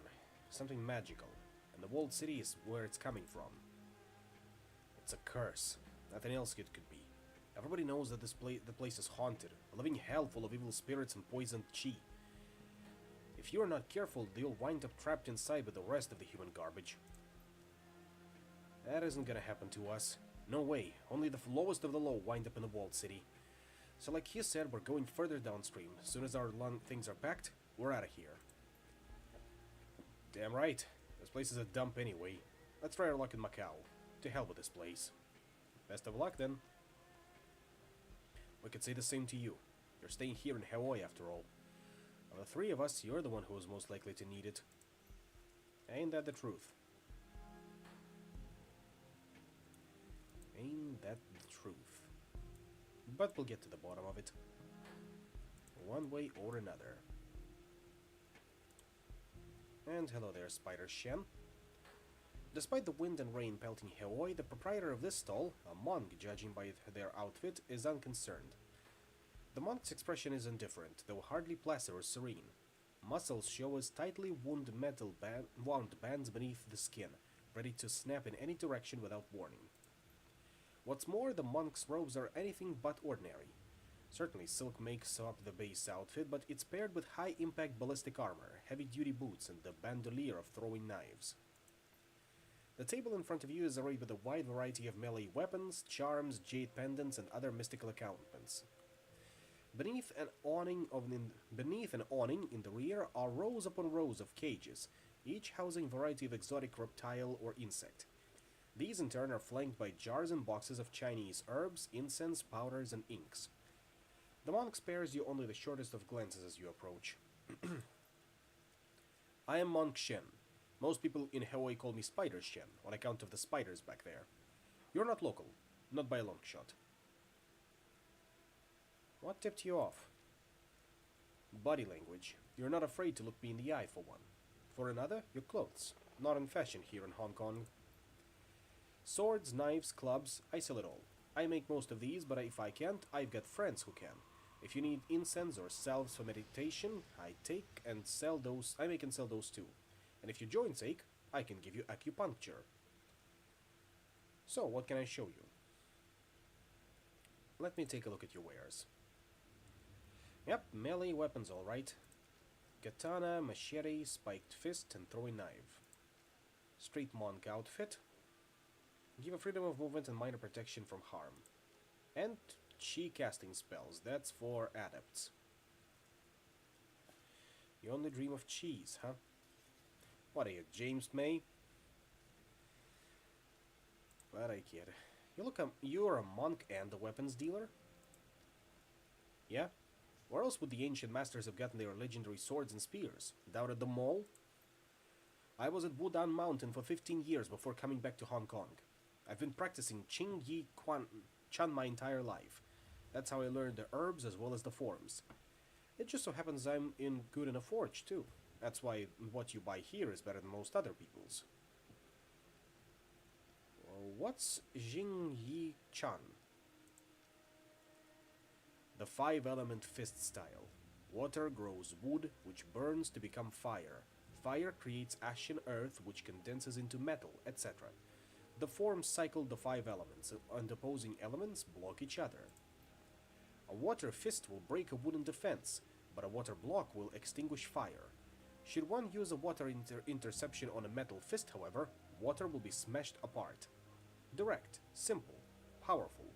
Not so elegant as Baji Chan or Tai Chi, but much more powerful. Shen pulls the tarp away from a nearby lump. The object beneath the tarp is revealed as the door to an airy City Master armored personnel carrier. It's been caved inward by a massive amount of force, and in the dead center of the door is an indentation into which Shen's fist would fit perfectly. power comes from focus, and focus comes from practice and meditation. Jing Yi Chan Jing Yi Chan produces more power than most other forms of Kung Fu, and applies in a tightly focused way. So I become a weapons dealer out here. I was a runaway, a street orphan in Aberdeen. One day an old man who called himself Wo offered to take me in, let me make something of myself as long as I worked hard. Nothing in this life is free, friend. Not even Grandfather Wo's help. So I work for him, now. Sounds like he was part of a triad. Obviously. You think I'm in Kindly's little heaven for no reason? She and Grandfather Wo are on good terms. I don't get in her way, I pay a cut to her, and everybody's happy. Even Wo, because I solve problems for him. Remember that, if anyone ever gives you something for free. In Hawaii, you pay it back with money or blood, but you pay it back regardless. Why are your weapons special? Because I take greater care with them, and I've studied the ancient texts. Anyone can make an excellent carbide steel blade, but I can make that carbide blade burst into flames. I can make it sing with joy in combat. Anyone can make steel. Not anyone can awake its soul. Can I see one of the blades you've awoken? No, of course not. Swords like that have to be custom ordered. Only when someone cancels an order do I have to one just laying around, and believe me, they get snatched up quick. I get the picture. Let's talk about something else. You sell snakes and spiders too? No, they're mine. I can sell you the things I craft with my hands or the things I can do, but the medicines and poisons I make are my secret. You want those? You apprentice to me. In 5 years, maybe I show you how to make a poultice, huh? They're that secret? Of course they're secret. They are what set me apart from the rest of the street dealers in Hawaii. You want cram or bliss, any 2-bit triad pun can make that for you. But I can realign your chi, set your yin and yang in balance, or set somebody else's out of balance with a few drops. To master my skills, you need to learn for years. It's not just following a formula. You want to learn, you need patience. You try to learn without patience, all you do is ape the masters. You have to understand them to truly learn my art. Otherwise, you'll never become a master. Might as well get a skill soft. That's all for now. And once again, that would have been our adept vendor. But I like Crafty Zhu much more.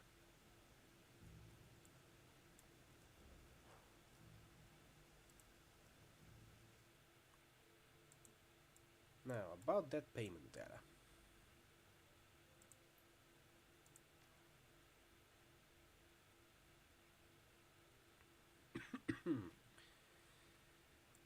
Let's see. Open jobs directory. Claim payment for the Whampoa Garden murders. From Kindly Ching. The Whampoans tell me that they've ousted all of their council of elders. Something to do with you exposing their efforts to cover up their own mess. It isn't the resolution I expected, but I think it's acceptable. If there's one thing I don't trust, it's people who won't pay what they owe. Thankfully, the Whampoans are no more reliable than Ge and her allies. And so am I. Your payment is attached. And now we can afford the chain lightning. So, new messages. Artifact liberation. Welcome to the Shadows. I've received a request from an archaeologist named Mr. Drake. He's interested in liberating certain artifacts from beneath a manor house located in Taipo. I've attached a copy of the video message that he sent me. The screen flickers a few times and the email is replaced with the face of a stern-looking orc. Hello, Madam Cheng. I've heard that you're a woman who knows how to get things done, especially with regards to things that aren't legal in the strictest sense. That's exactly the kind of help I'm looking for. Recently, a rich investor by the name of Li Hua decided to expand his manor house on the outskirts of Taipo. Too much money, not enough space for fancy parties. He hit a snag with local government officials, however. They suspected the land his estate was built on may have pre-modern archaeological artifacts buried beneath it, all of them dating from the Song dynasty. Consequently, I was contracted as an archaeologist to oversee the excavation and ensure everything was properly recorded and catalogued. Sure enough, we were only a few days into the excavation when we discovered a series of tombs lying beneath the site. The scope of the tombs was far beyond anything Liu or I had expected. Several acres of catacombs, at least, and untouched relics throughout. What's more, they're certainly older than the Song Dynasty. They may even be from the previous cycle of magic, which would be 4th world, as opposed to current 6th.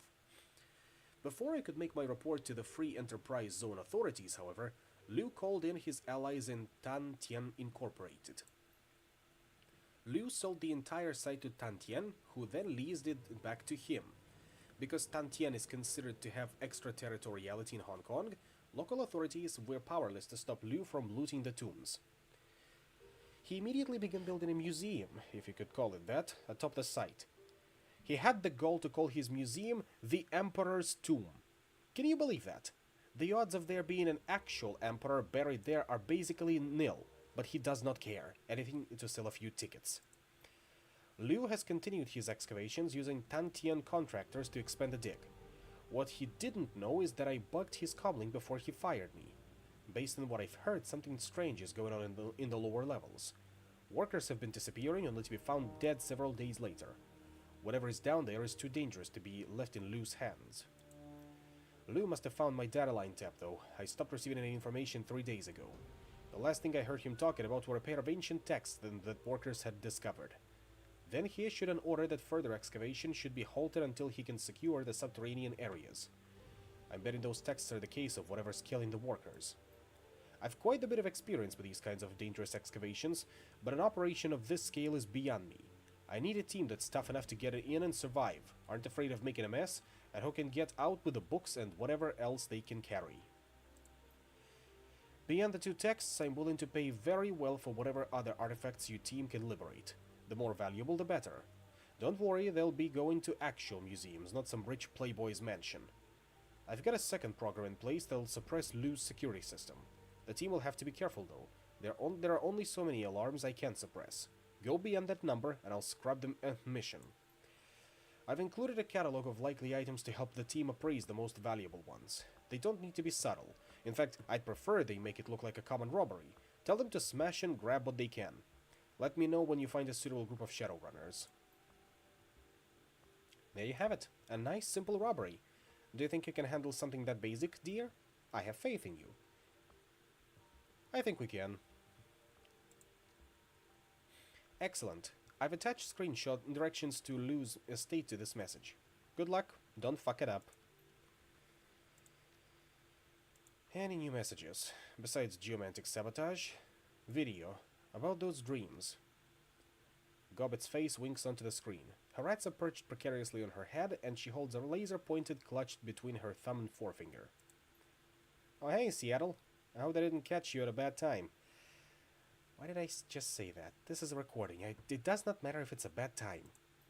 Well, anyway, I was thinking about that talk that we had. You know, the dream talk about the nightmares and stuff. I've got a friend here in town. She runs the Parlor of 5 Phases. It's sort of our local magic shop and talismonger. Name's Crafty. Anyway, she's smart. Really smart. Her mom was sort of a local authority on all things magical, and the apple does not fall far from the tree. If you wanted to ask anyone in town about these dreams, she'd be the right one to choose. She taps a button on the laser pointer with her thumb, and the little red dot in the tip goes dark. The rats immediately tackle one another, rolling off her head and falling out of sight. Anyway, just thought it might help. If you've already been talking to Crafty, please disregard this message. Alright, I'm out. Peace. Still, thank you for thinking about me, Gobbet. You do care. Attending a party. Oh, and that's another mission from Kindly Cheng. A friend and business partner of mine named Dr. Shen Yang has need of your services. Something about attending a party in Repulse Bay. He was unwilling to give me the details. I think he wanted to size you up himself. We'll come back to that one later. Raymond Black's history. From Isabel. Duncan asked me to do some digging on my own into Raymond's history. I guess he does not trust Kindly Ching to give him the full story. I can't say I blame him, since she'd hide things from us if it was in her best interest to do so. So I've been poking around various corners of the Matrix trying to dig up what I can. Most sinners leave a data trail the size of an aircraft carrier in their wake. Working backwards in time, Raymond starts out that way, but it slowly tapers away into nothingness. Sure, I can find some basic records in Seattle. Power, utilities, a couple of public discussion sites he signed up for. but the further back I get, the less I find. And the craziest part of this is this. Prior to 2032, I can't find anything at all. And that shouldn't be possible. It's like Raymond didn't exist before then. I don't know. I'm going to keep digging, but it'll take me a while. I'll let you know when I find some news worth sharing. Opportunity. Preface.bypassed. Yo, come see me if you have a chance. I have a trade opportunity. Maximum. Of course, it's maximum law. Done is what happens when I rain the fire. Ultrathon Visigoth. Judge of Titan. Never change maximum.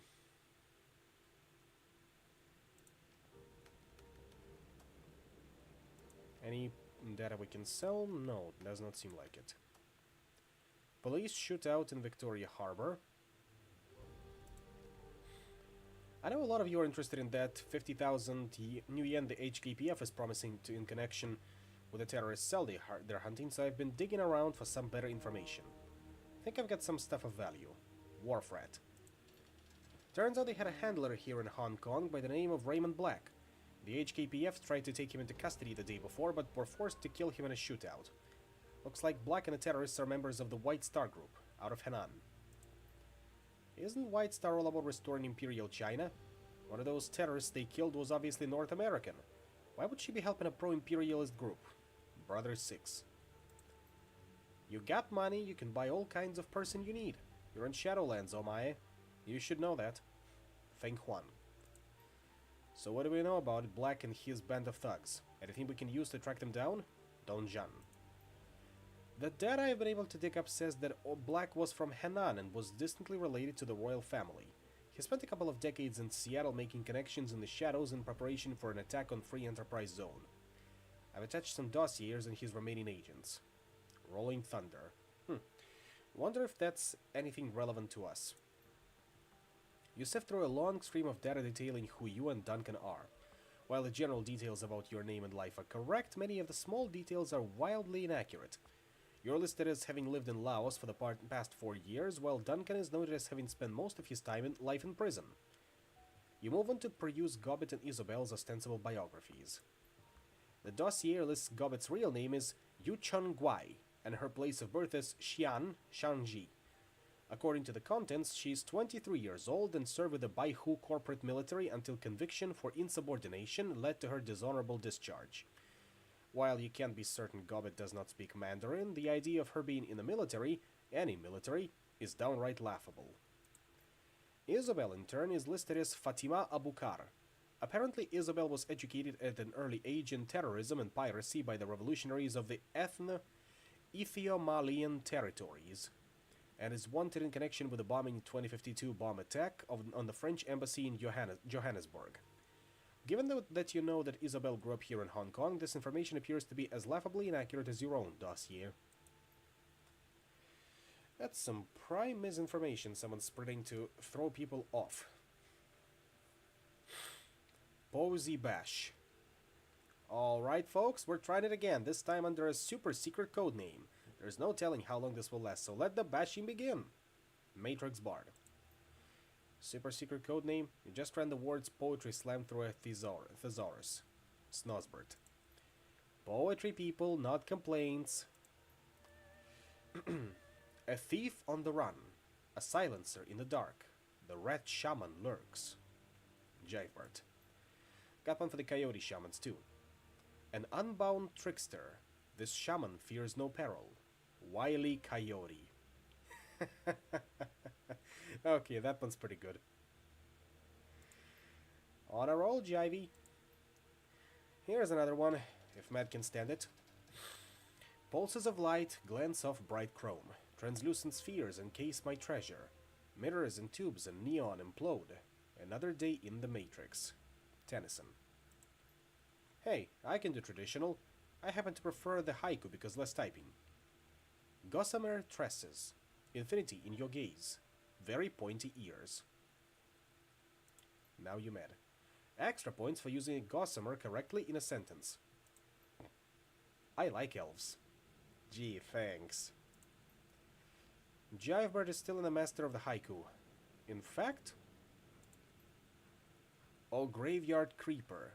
Ashen skin, spindly fingers, and claws freak me out. This one goes out to ghouls. Alright, Shakespeare's, this is strike 2. The thread is getting locked and you aren't doing this again, got me? This board is for deckers who want to talk shop. There are plenty of other forms they can use for your stupid amateur poetry. I'd suggest that you go find one.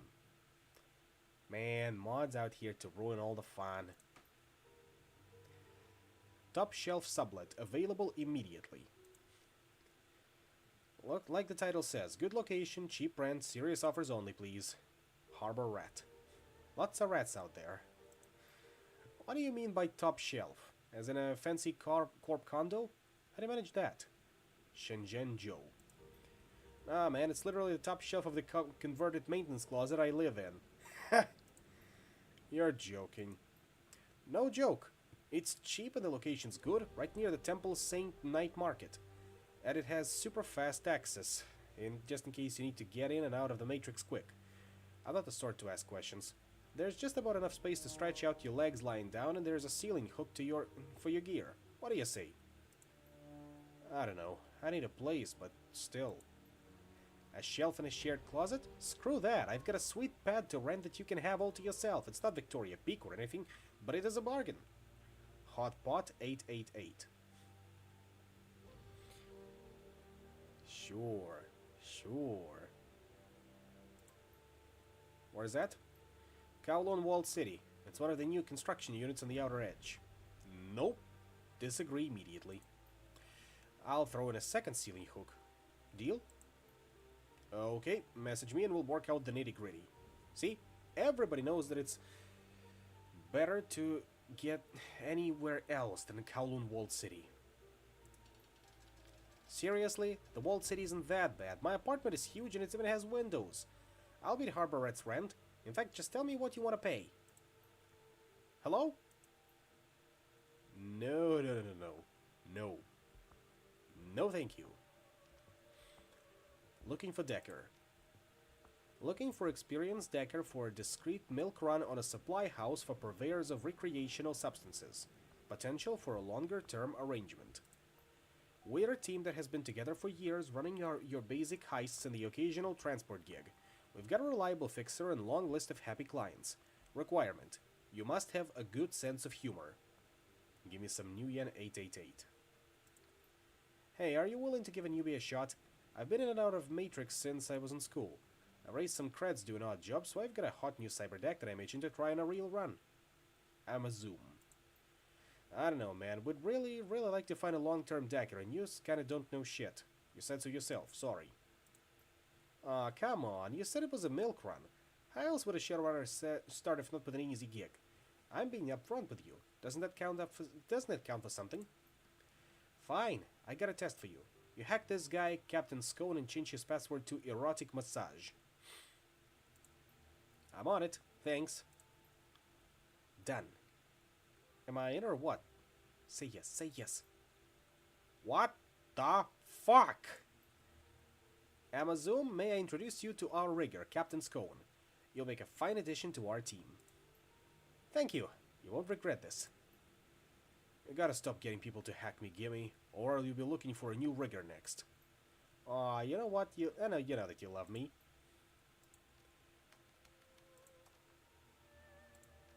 Not too bad.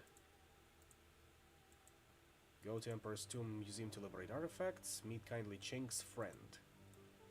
But before that...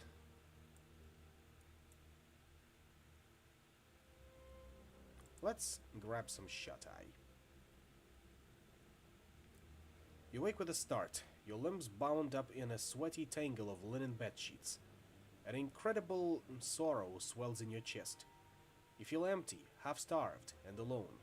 Fragmentary memories of a half-remembered dream fit through your mind. They have already faded away to nothing. Chase them. You close your eyes and concentrate, willing yourself to keep the dream from slipping away. Gradually, the memory comes back to you. The Walled City. You were back in the Walled City. You don't remember how you got there, but it couldn't have been any place either else. Even the Barons weren't so squalid. You remember craning your neck to look above you. The buildings that made up this part of the walled city were new construction, even cheaper than the old. Now their foundations had rotted out from under them, and the buildings leaned into one another like a gang of drunken men. Well, do sit in bed. Whatever makes you comfortable, really. I know that whenever I lie down, that's it. I will miss my deadline. As happened before, you know me. A rain of plaster and asbestos sprinkled down, dusting your shoulders. You begin to creep forward, picking your way past the piles of refuse and debris, past the pimps and the dumpster fires, the broken glass and the dirty needles.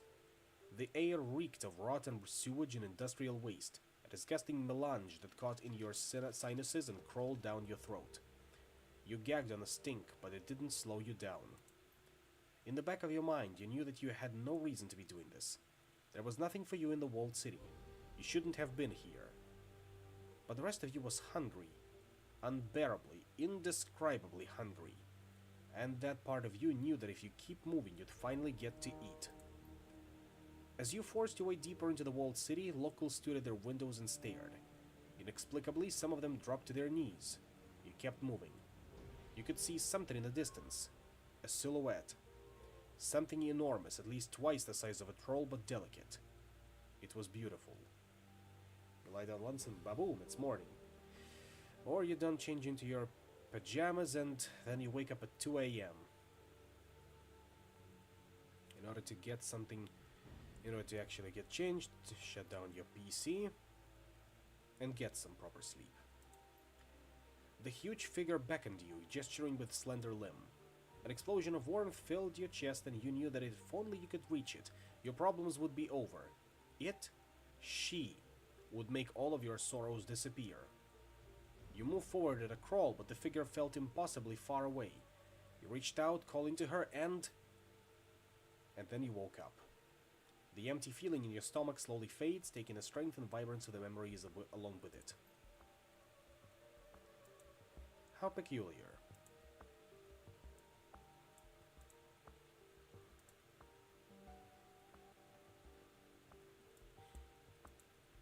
There's Rector, smoking as usual, and this is where Guy Chu bunks.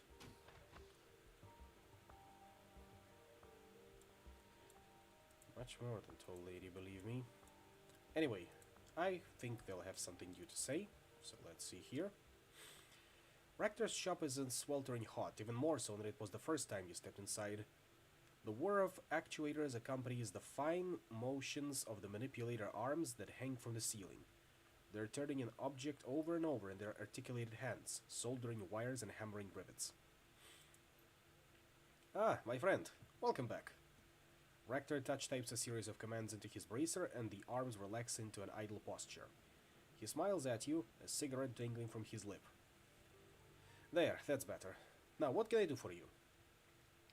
How are you getting along with the other members of the team? Perfectly well, thank you. They all seem competent enough, and there haven't been any major personality conflicts so far. So long as they continue performing to an acceptable standard, I can see no reason not to continue our arrangement. It's good to run with a team again. Sure, alright, but what do you think of them personally? They are fine, I suppose. All fine. Gobbet is quite charming, Isabel keeps to herself, and Duncan is doing his best in a bad situation. Guy Chu is quite intriguing. I'm very pleased that the team is willing to overlook his unfortunate condition. Many in the shadows wouldn't be. And that, I'm afraid, is that all I have to say. Apologies if you were looking for more. You're still something of a mystery to the group, Rector. Mind if I ask you a few questions? No, I don't mind. Not at all. I can't promise that my answers will satisfy your curiosity, of course, but you may certainly ask. What was it like growing up in the Russian Republic? Tumultuous, as you might expect. You probably aren't old enough to remember the Euro Wars, but I am. Tell me. My country was the instigator of the first Euro War back in '30. I remember the rhetoric, the hardships of living under a wartime economy, the rampant xenophobia that took hold. I remember how we all cheered when our forces invaded Poland. 3 months, that was all that it took for our military to crush what meager resistance the Poles could bring to bear. It was quite the source of national pride at home. I remember our drive into Germany and the desperate bid to reclaim the eastern portion of that country for ourselves. Just think about the symbolic significance to such an act. An audacious move, to be sure, but Secretary Krapunin was determined to make history. Yeah, in the same way Stalin was. I believe that Krapunin was more concerned with the opinions of his own people than he was with place in the history books. And in truth, I cannot fault him for this. In the 4 months that the war lasted, he did bring the country together. But, alas, the Night Wraith incident put an end to our march and sent our forces into full retreat. Night Wraith? British-made fighter bombers with stealth capabilities. Very state-of-the-art, very powerful. At least that's what they were purported to have been. Nobody has ever come forward to accept responsibility for the attack. Regardless of who was behind it, the result was the same. Wave upon wave of bombings that targeted our forces and the Germans alike, coupled with the assassinations of dozens of military leaders. A devastating synchronized operation, expertly carried out over the course of a single night. At home, viral attacks shut down our power grids. Hundreds of thousands of Russian homes found themselves without heat or electricity in the dead of winter. Crochet scuttles forward, allowing the rigger to rest his hand on the sloping metal of its chassis. Ractor stares at his own deformed reflection in the metal of the drone's body. A sad smile on his face. I remember huddling under a mountain of cheap blankets that my mother had piled up on my bed.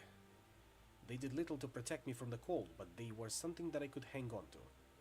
Something tangible that I associated with warmth and comfort and home. There, as my body trembled and I watched my breath frost over, a horrible truth descended upon me. We had caused this. We were the villains of the First Euro War. For the first time, I came face to face with what Krapunin's folly had brought us. And there, under that ridiculous heap of rags, I came to realize what would surely come to pass. The world thought us villains, and so they would treat us like villains. We would be pariahs on the international stage, crippled by retributive sanctions. We would never live down the shame. And then the AFA invaded Greece and Spain, sparking off Euro War II. We redeployed our troops to help repel them, and it all was made right again. I have to imagine that you still had enemies in Poland and Germany even after the start of the Second War. Oh, we were still regarded with suspicion, of course, but all of Europe might have fallen if it hadn't been for our help. In essence, we took back our reputation at gunpoint. Not an ideal solution, I admit, but it worked. Within the span of 4 months, we Russians had gone from nobodies to a terrible threat to unlikely saviors in the eyes of the Western world. Studying exactly how this happened has taught me a great deal about human psychology and social dynamics. Human psychology? You say that as if you weren't one. Just a figure of speech, my friend. Nothing more. Now, shall we talk about something else? Surely there are more interesting and relevant things to discuss. You mentioned the Second Euro War was sparked off by the AFA. Who were they? Ah, yes, I suppose that you didn't know. They were only active for the years surrounding the conflict, after all. The AFA were the Alliance for Allah, serving under Mullah Sayyid Jazrir, a coalition of right-wing Middle Eastern governments that assembled after the failure, some say sabotage, of the United Islamic Conference. They looked to a weakened Europe and saw an opportunity, one that my country was entirely responsible for creating. And so they launched a surprise attack. Yes, but in hindsight we should have foreseen it. Ultimately, the AFA did what any hawkish power would have done in their position. I cannot fault them for taking advantage of Europe's weakened state. Given their circumstances, they would have been foolish not to. Well, I take it you beat them. I mean, I haven't heard of the AFA before, and things that have can't have ended well for them. No, my friend, they did not win. The AFA folded in 37 after Jazrira's assassination. A lucky thing for us too. The body count could have been a great deal higher. In the years that they were active, the AFA gave us a hell of a fight. Funny. I look at that, at least at the first Euro War, and it starts to sound eerily similar to something else. But hey, let's hope the second Euro War wouldn't be something too similar to this one. Did you emigrate directly from Russia to Hong Kong? No. Between my years in Nizhny Novgorod and my time here in Hawaii, I spent a few years in the free city of Berlin. It was where I got my feet wet as a Shadowrunner, you see. I ran with a team of anarchists for a time, and learned the ropes of the occupation under their tutelage. What can you tell me about that team of yours? A good group of people, disorganized to be sure, but capable. Sadly, we are no longer on the best of terms. What happened? An opportunity arose and I seized it. In so doing, I left Berlin for Hong Kong, and I did so without much advance notice. My absence made life difficult for them, and they blamed me for their hardships.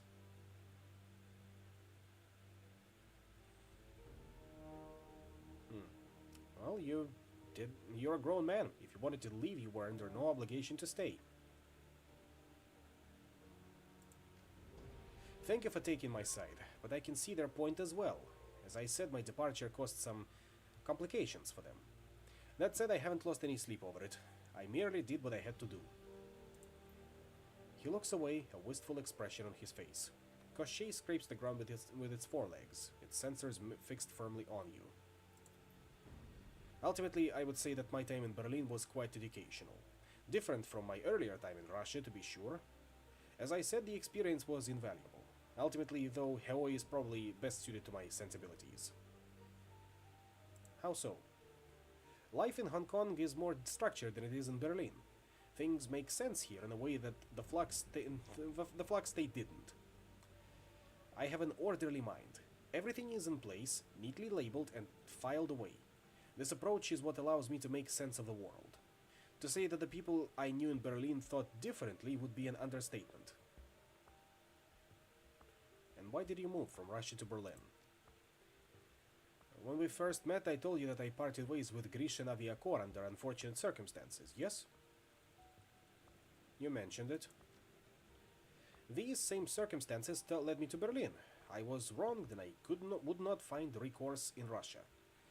I suppose that there is no sense in being vague. I'll tell you the story if you want to hear it. Please, lay it on me. You may remember the self-repair system I mentioned the first time we met. The module that would allow Koshchei or any sufficiently equipped drone to repair itself. I told you that my research had been lost. That was not strictly true. It was stolen by a pair of colleagues who I had long considered friends. They were researchers from my old lab. They turned against me, stole our work, in truth, my work, and defected. They betrayed you, huh? Yes, driven by desperation, no doubt, and ambition. They had always been fixated on getting out of Russia. Grisha Naviakor was a nationalized corporation, and they would never get rich as cogs in a government-controlled machine. In our project, they saw their key to breaking away and earning their fortunes. Never mind the fact that I was opposed to the idea. And so they took what was mine and left me with nothing. Did you have any leads as to where they might have gone? Yes, the two had long spoken about moving to Berlin. Such was true of a great many academics in Russia. My homeland is a bureaucratic dictatorship, you see. There is little personal freedom and there are many rules to be followed. As you might imagine, the stable anarchy of the Flux State can be an alluring concept to those who live under totalitarian rule. Berlin is much romanticized back home. Makes sense. If you spent your time tied up in bureaucracy, you could do worse than moving someplace with no rules. Oh, the Flux State has rules, my friend. They aren't codified, but they most certainly exist. Should you ever travel there, you'll want to remember that. But I digress. In the hunt of my traitorous colleagues, Berlin was my only lead. I decided that I would travel there. At best, I would find them, and at worst, it would be a good place to rebuild my life. There's a squeal of tortured metal as Koshchei drags its claws over the iron grating that covers the floor. Raktard glances down at the drone and it goes calm. He takes a deep breath and continues. It took me over a year to locate my former friends. It was a long, painstaking search, but I was nothing if not determined. I finally found evidence that they'd used my research as a bargaining chip to secure positions at Aris, and that they were here in Hong Kong. And so you came here to Hawaii. I picked up and left the next day. My old team was upset, to be sure. Lucky Strike in particular howled for my blood. But I know where my priorities lie. And so here I am. And here they are. And soon I will be ready to act. I really must thank you for inviting me to learn to the team. Your abilities will be invaluable when the time finally comes to make my move. Assuming, of course, that you'd be willing to help. Of course. When you're ready, just say the word. Thank you, my friend. But this is a discussion for another day. We aren't ready to hit an Ares facility yet, and there is more intelligence to gather before we make our move anyway. When the time comes, I will let you know. What can you tell me about the colleagues who stole your work? Today they call themselves Taylor and Hardingham. Those aren't their real names, obviously. They shed their former identities when they left our old lives behind. What were they called when you worked with them back at Grecian Aviacorps? It does not matter. Those men are as dead to me as they are to the world. My old colleagues no longer exist. Taylor and Hardingham are all that remain. They're targets now, nothing more. Oh, how wonderful it will be to find them. What a reunion we will have. The stolen research means more to you than money, doesn't it? Yes, much more. It was my life's work, and it was important. Reducing it to a bargaining chip was a deadly insult, both to me and to all those who would benefit from my work.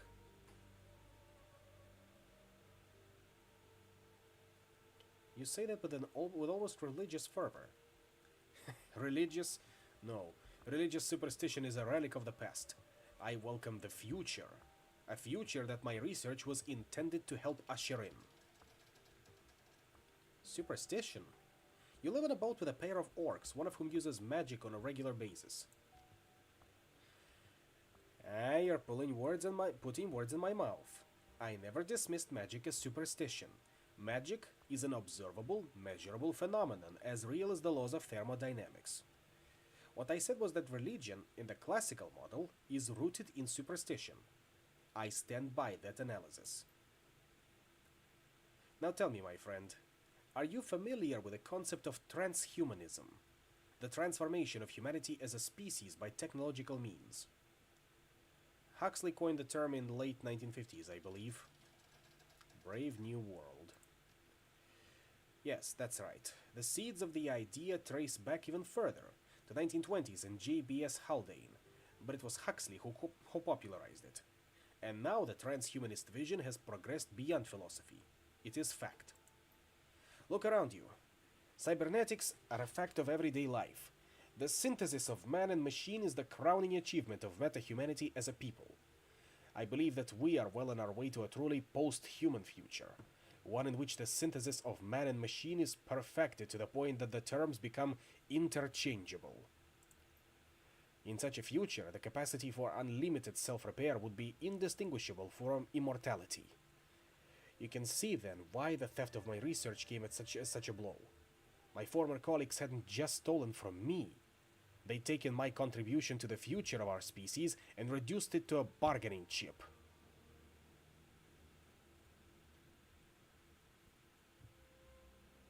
So when are you planning on killing them? Soon enough. I'm still narrowing down their location. Ares Asia Holdings has enclaves all over this island, and it wouldn't do to raid the wrong one. All will be made right soon enough, though I am nothing if not a patient man. I can wait. And with that, I'm afraid that I'm going to have to bid you good night. I've taken enough of a break for one evening. There is still work to be done, and it would be lax of me to put it aside any longer. Thanks, Tractor. It was interesting. Good night. And our show will continue for at least a little more. Yep, giant floppy robot donks for all, or at least an android wife.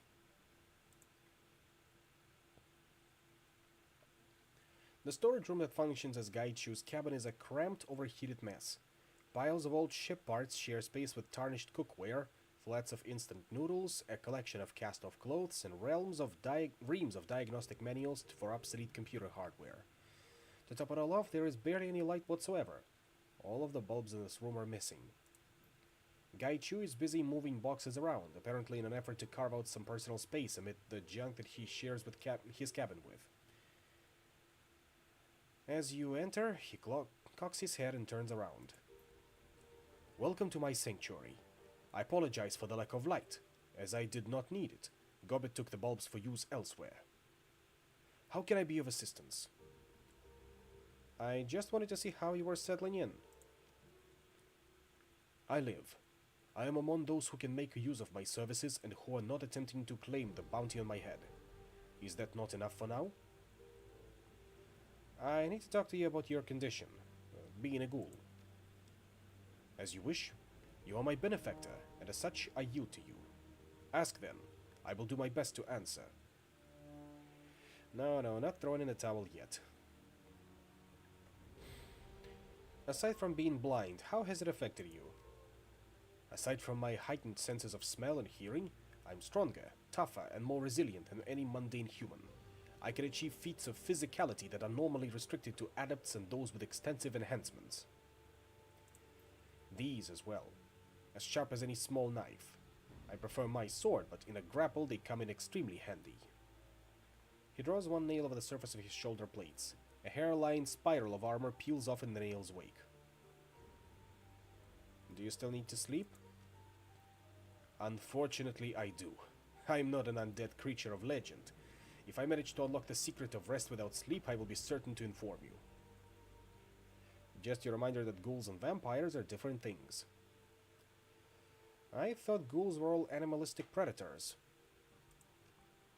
Most are. In the vast majority of cases, the infected become the crazed predators everyone sees in the nightly trade news. I bear the physical signs, but not the mental ones. A few escape that fate. There are others, though. In Africa, there is a nation of ghouls. It is called Asamando. The intelligent ghouls in Asamando care for the ones whose higher faculties have been ravaged by the disease. Still, it is not a safe place to visit. What makes you different? I am willful. Those with a strong sense of self, a chip on their shoulder, if you will, are always those that survive the infection with their minds intact. I suppose I am selfish enough to have regained a passable semblance of my former humanity. How do you know that the team is safe from you? Because I give you my word, and I will not harm you or anyone else on the team. I am a man with a disease, not a mindless beast. My word is my bond. I can accept that. Good. I would have to think there is lingering distrust between us. I would hate to think there is lingering distrust between us. It seems like your condition has stabilized. For now, it has. I will not suddenly become a ravenous beast lurking in the hold of your ship. At least no more so than I already am. Why did you pick the name Gaichu anyway? It was given to me. This is what the Japanese call ghouls, for the most part. I am vermin, a thing shunned by polite society, to be hunted and slain for a bounty. My old life is gone. It seemed as apt a name for the streets as any other I could choose. I like that attitude. It turns the tables of power. One does not defeat the enemy solely by strength of arms. One must turn one's own weaknesses into strengths. It is an old and valuable lesson, too often forgotten. Your armor is heavier than what most Shadowrunners wear, and more distinctive too. That is correct. It is the armor worn by the elite soldiers of the Renraku corporate military, the Red Samurai. What are the Red Samurai? The Renraku Military Special Operations Division, the most elite that the corporation has to offer, on par with Ares Firewatch or Tirtanger's Ghosts. Red Samurai are the world-class soldiers assigned to only the most difficult and important missions. Aren't they going to come looking for your armor? Of course they are, but not for the reason that you assume. If it's a danger to the team, I need to know about it. I mean to say that they will come looking for me because I was bound by duty to commit seppuku rather than flee.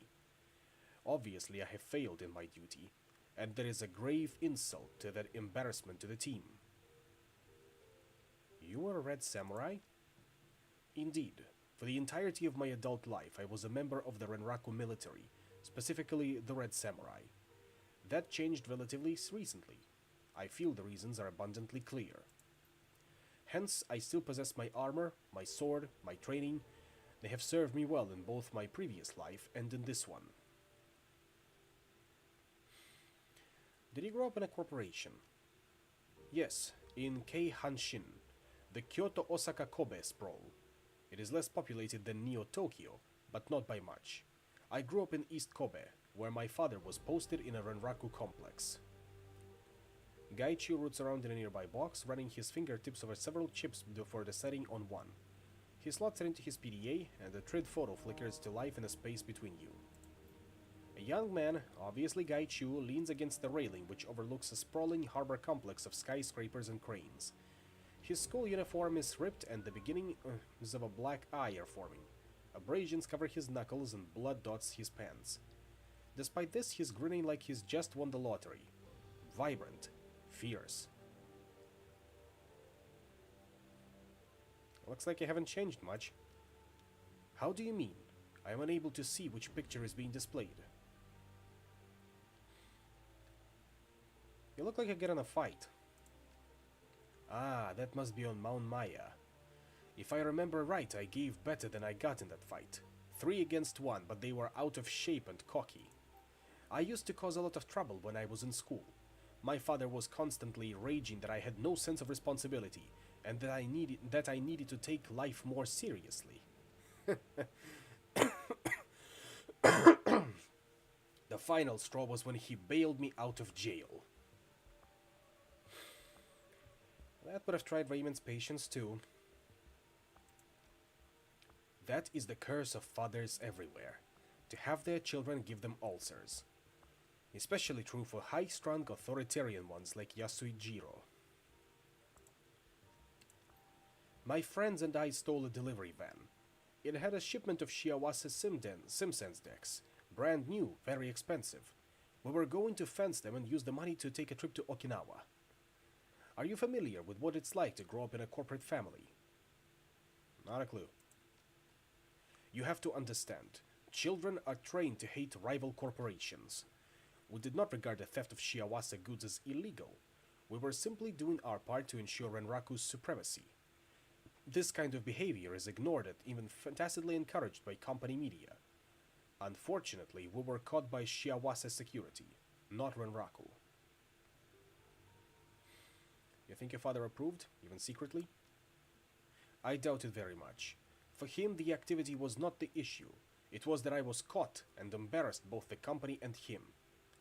He is very much a man who believes that there is a proper way to do things, and I had once again cut corners. What did your father do next? This is a story for another time, unfortunately. I still have a lot of arranging to do, and I doubt anyone else will be willing to be alone with me in a darkened room. Come back later, we can discuss it further. Okay, if that's what you want. It is. And thank you again for your hospitality.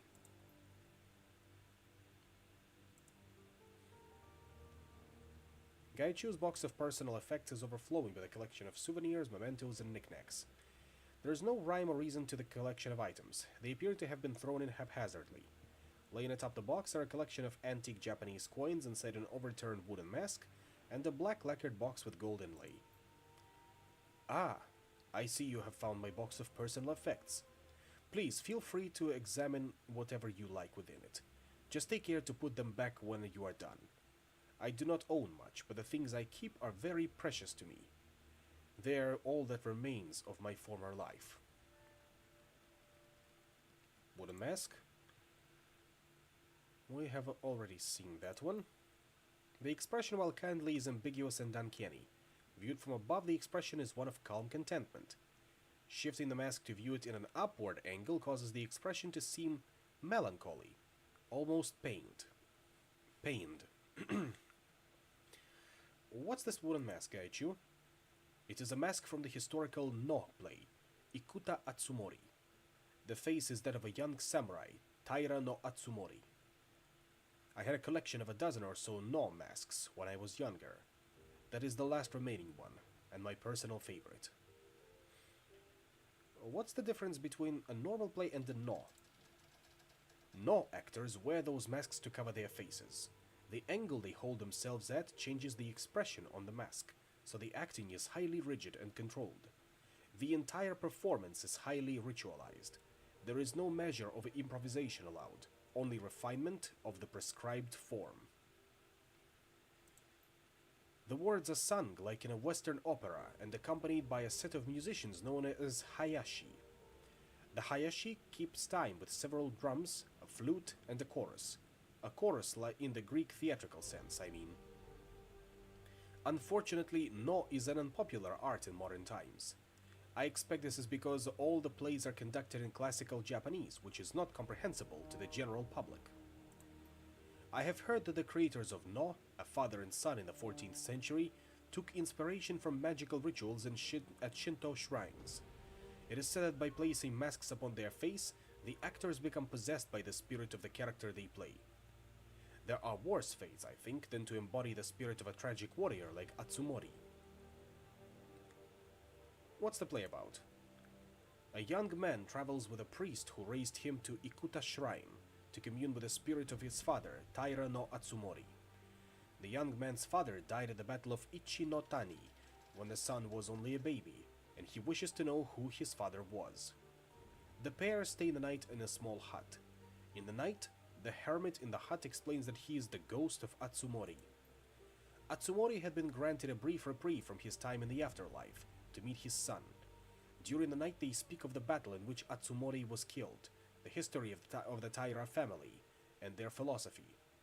Atsumori fades into darkness as he finishes the tale of the Taira's downfall, just as the family itself faded into obscurity. So think we, yet oh that we might change this fragile dream of joy into the lasting love of waking life, says Atsumori before fading. It is a tale of sorrow, love, and the burden of war upon the dead and living alike.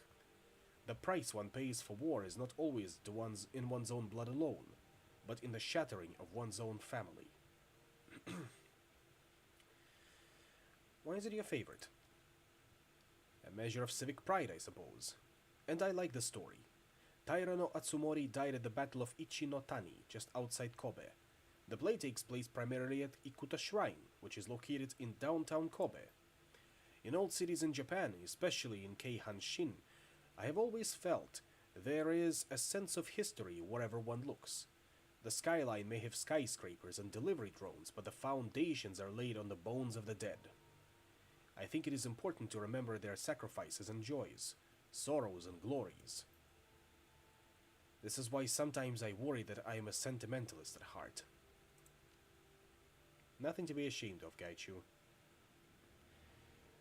You think you know that Taira clan? The only Taira clan that I remember would be the one prominently featured in Total War Shogun 2, specifically in its prequel campaign, Rise of the Samurai. And I'm pretty sure there is also an educational anime about the fall of the House Taira. It was either House Taira or Clan Taira. Most likely referring to specifically this Clan Taira.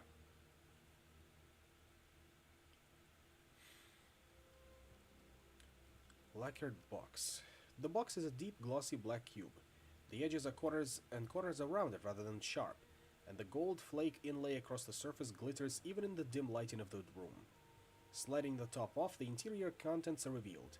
A calligraphy set complete with ink, stone and block, brushes and paper. Ah, that thing.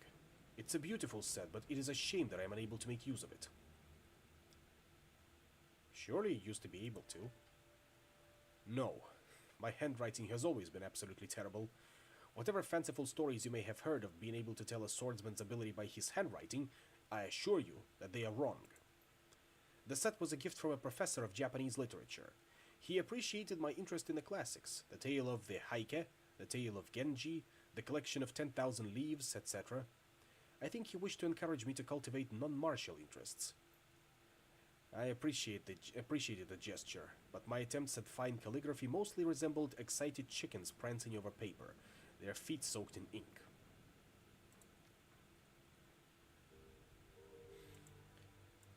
Ah, looks like we were thinking about the same thing. It was Total War after all. Let's see if Duncan and the rest have anything new to say. You look different. Better, I hope. Sort of. It's like I flipped forward a few chapters instead of turning a page. I mean, you look like you, just not the you I knew.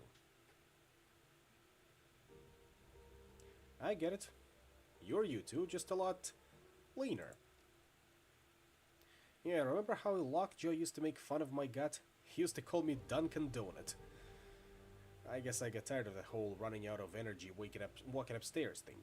Plus, I needed to slim down to get into the academy. And once I got off my ass and started exercising, you know, really exercising, I found out that I loved it. It's the focus, I guess. I don't have to think about anything. I don't have to talk to anyone. All I have to do is concentrate on my form and count my reps. And no matter what happens after that, I've started my day by accomplishing something. So, what about you? How are you doing?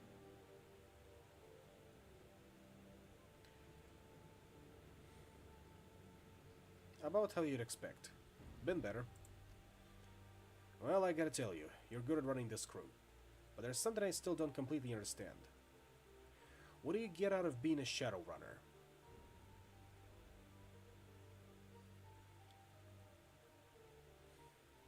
Freedom.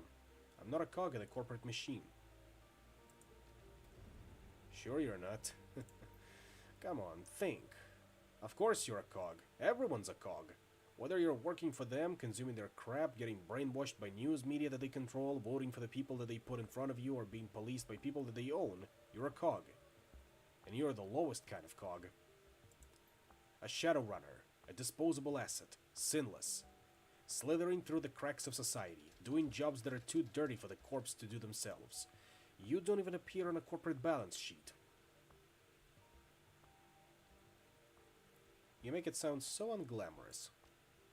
Oh, I never said we didn't get to dress well. If you're gonna be someone's disposable asset, you might as well go out in style. You thinking about getting chromed up? With cyber? Oh my god, how many times are you gonna ask me that? Oh, at least a couple dozen more. You always have the best reactions. I told you one time. I was thinking about it when I was 13. Let it go. I'm not gonna pollute my body with that shit. You? I'm a mage, remember?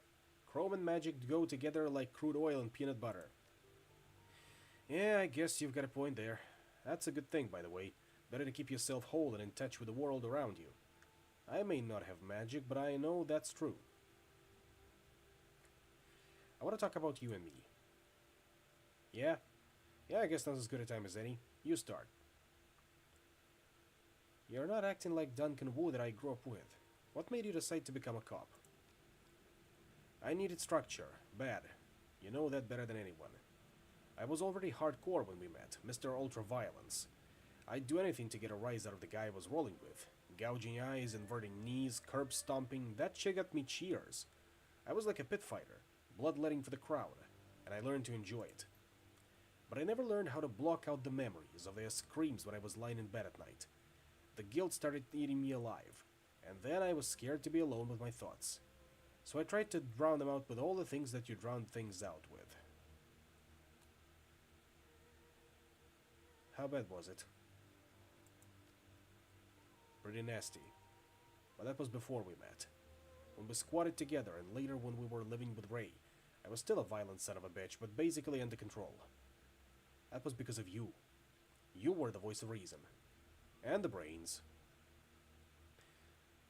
That sounds about right. Of course it does. When we ran the streets together, I was the muscle and you called the shots. You pointed, and I hit.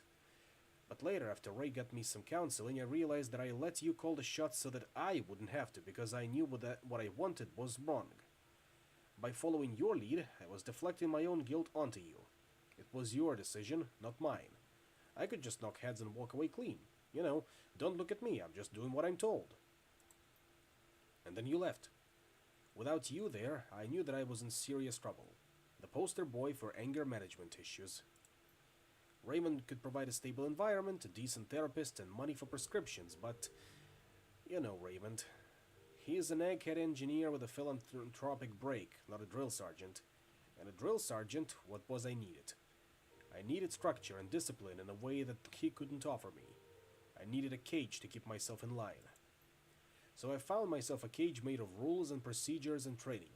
Lone Star. Raymond helped me with my application and provided a decent character reference. I got in, and it helped a lot. Lone Star got me where I needed to be. And now it's all gone. And you're back. Seems like Carter's death hit you pretty hard. Yeah, she was a good one. We were a real team. Joining Lone Star helped me in all sorts of important ways, no doubt about it. I really embraced being a cop. I studied my ass off, but no matter how hard I worked, I was never more than a model cop with a brutal streak. There were plenty of assignments that were perfect for a big, mean orc like me. Assignments that would have fed my need to hurt people. But I met Carter about a year in and she changed things. She talked about values and goals and priorities and constructing the life that you want to live. She was a real trip. Oh my god, she was going to fix him. That was like a good woman. She was a cop, a partner, a mentor, and a serious badass when she needed to be, but yeah, she was a good person too. She kept me focused. When Raymond asked me to meet him in Hong Kong, I had a feeling I was gonna wind up going off the reservation if I didn't bring Carter along. And now she's gone, and here I am.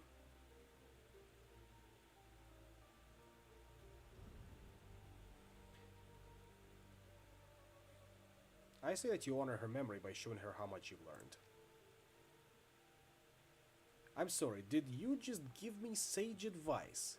Sounds like you did some growing up of your own. You've been waiting a long time to ask me about the night I left, haven't you? I guess I have, yeah. It's about what you were doing before you got thrown into the corp facility. You said that you had a friend who was in a bind, but that was all you could say. How'd it go? Let's just say we're not friends anymore and leave it at that. Whatever you say. Do you ever think about when we were kids? I try not to. What are you talking about exactly? The squad on the Barrens, on Leary Way. At least of all. We're not exactly talking about an idyllic youth here. Still, it was better than being on the streets. Sleeping in dumpsters, running from ghouls, fighting over scraps, and defending your territory. If I hadn't found that place on Leary, found Lockjaw and Double Tray, I probably wouldn't be here. What were you thinking about why were you thinking about back then?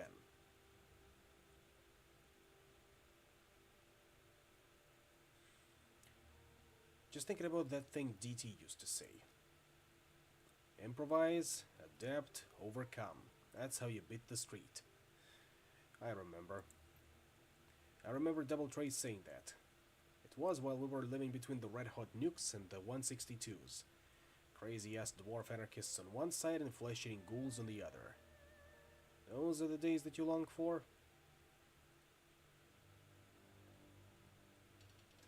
It was you and me, Duncan. Those other guys were important, but it was always about you and me. Survive and watch each other's backs. Yeah, I know. Good talk.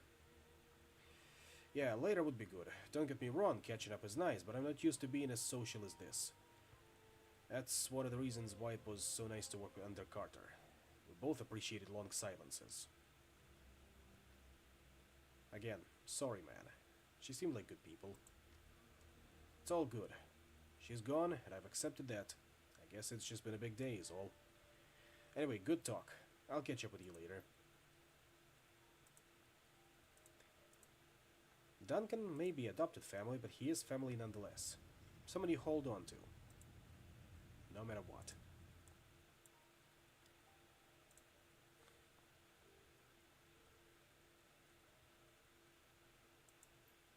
Hey, Seattle. Oyster? She spears a grey lump of seafood with a fingernail, extends it to you. It smells like low-tided municipal pier. I'm gonna regret this, am I? Sure, why not? You pop the rubbery wad of flesh into your mouth and chew. An explosion of lukewarm brine is your reward. Good, right? Half-repressed memories of dumpster diving in the Barrens dance a merry jig in your brain as the mangled oyster slides down your throat. I've eaten worse. Exactly, right? It may not be the fine dining, but it's seafood, and it isn't made of soy. That makes it good in my book. She tilts back the tin, drains the remaining juice, and then flicks it onto the overflowing bin at her side. So, what can I do for you? You know, the Bolt Hole is a pretty mediocre name for a ship. Ever considered changing it? Yeah, sure, considered it a bunch of times. Never really cared enough to actually do it, though.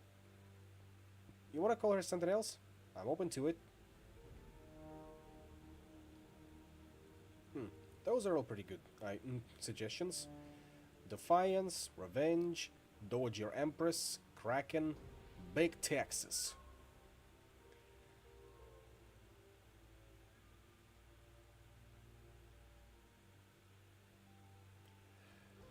Thematically, I think I'm leaning more towards Revenge. And yeah, Revenge feels appropriate. Alternatively, Big Texas is also pretty good. Tell me you don't love it. Come on. Come on, Seed. Seed, no. Come on, Seed. Absolutely terrible. Absolutely terrible.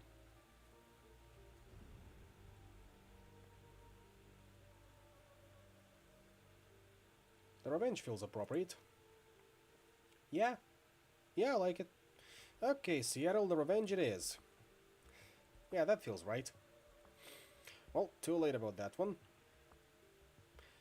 So how do you like it here on The Revenge? It's fine. Shaping up. Having new roomies is always nice. How are you enjoying your cabin? Comfy enough for you? It isn't half bad. Better than some of the places I squatted in back in the Barrens. I've heard stories about the Redmond Barrens. Sounds like a real winner of a place. Kowloon isn't any better, of course, but at least our little slice of home is safe. That's true. It's handy having a mob boss on your side. Yeah, handy. Auntie Ching is definitely that. Don't know if I'd say that she's on our side, though. Yeah, I know what you mean. Of course you do. Let's change the subject, huh? I'd rather not think about the old woman right now. Well, you know what? We can rechristen it back to Texas. Alright, we can change it again. Just do me a favor and make up your mind this time, okay? Big Texas. That's what we're calling her. Tell me you don't love it. Yeah, sure. That's pretty good. You get a gold star for that one. You don't like it, do you? I think that it's absurd. But I'm living in a pretty ridiculous world, so why not roll with it? Yeah, the Big Texas is just what we call her. I'm sure that Iz will be thrilled. You said that you teach me how to be a better Shadowrunner? I'm here to collect. Still remember that, do you? Huh, I just sort of assumed that you'd laugh that off. No dice, wizened mentor. You offered? Now pay up. Okay, how about this? I'll tell you a story about a run gone bad. You tell me what you'd done in the runner's place, and then we'll compare notes on your answer. How does that sound? Works for me, I guess. She sweeps a tangled rope of hair out of her eyes and back over one pointed ear. After a moment of silent contemplation, she bites her lip and nods. Okay, so this is a story from early in my career. I was a part of a team here in HK, but I did some occasional moonlighting for another group based out of Macau. I was a busy kid. Early in your career, so you were what, like 12 years old? You say that like I couldn't have been. When I was 12, I could have destroyed you. And also I was 16. Practically an adult in orc years. We grow up fast. Anyway, the job was a hit on this tower. Sort of a trade multiplex / apartment complex. I'm sure they've got them in Seattle too. You know the kind. 7 huge screens, monster concession stand, coffin apartments on top like barnacles on a whale. I used to go to one back in Seattle. Best way to watch Urban Brawl. Good. You know what I'm talking about then. Our client wanted us to break into one of the apartments. The story was that an ex of hers, a guy named Boggs, lived there. She'd been cooped up with him until about a week prior, then things went sour in a big way. She wanted us to get back to some things that Boggs kept when he kicked her out. Scare the shit out of him, bloody him up a bit, make it look like a robbery, you know the drill. Right? It was a standard smash and grab then.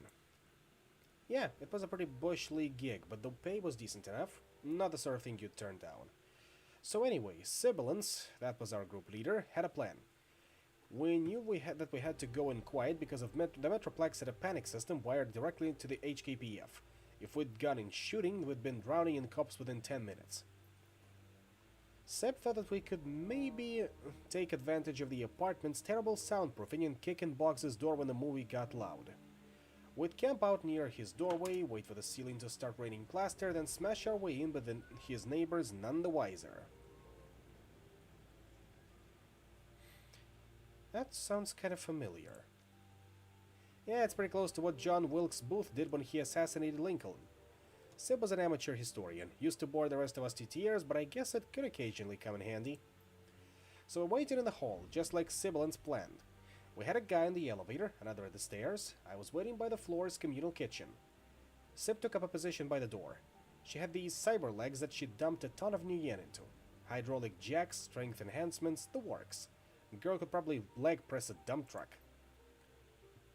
Come to think of it, most of her plans involved kicking things. There's something a little sad about that.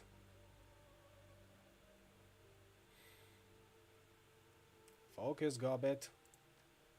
Right, the story. Right.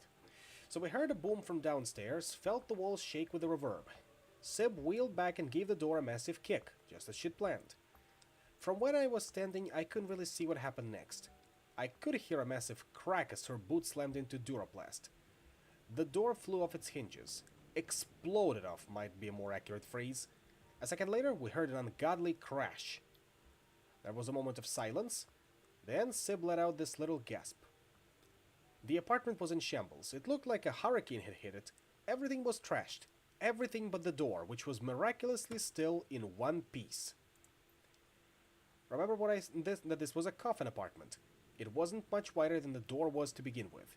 And Boggs, well, what was left of him was under the door too. That didn't turn out well. Yeah, it wasn't good. Boggs was dead and the stuff which had been sent there to recover had been smashed to bits. And then the building alarm went off. So that's the situation. Our payday smashed, my temporary teammates are all standing around with stupid looks on their faces, the cops are coming, I'm standing by the kitchen. What would you have done in my place?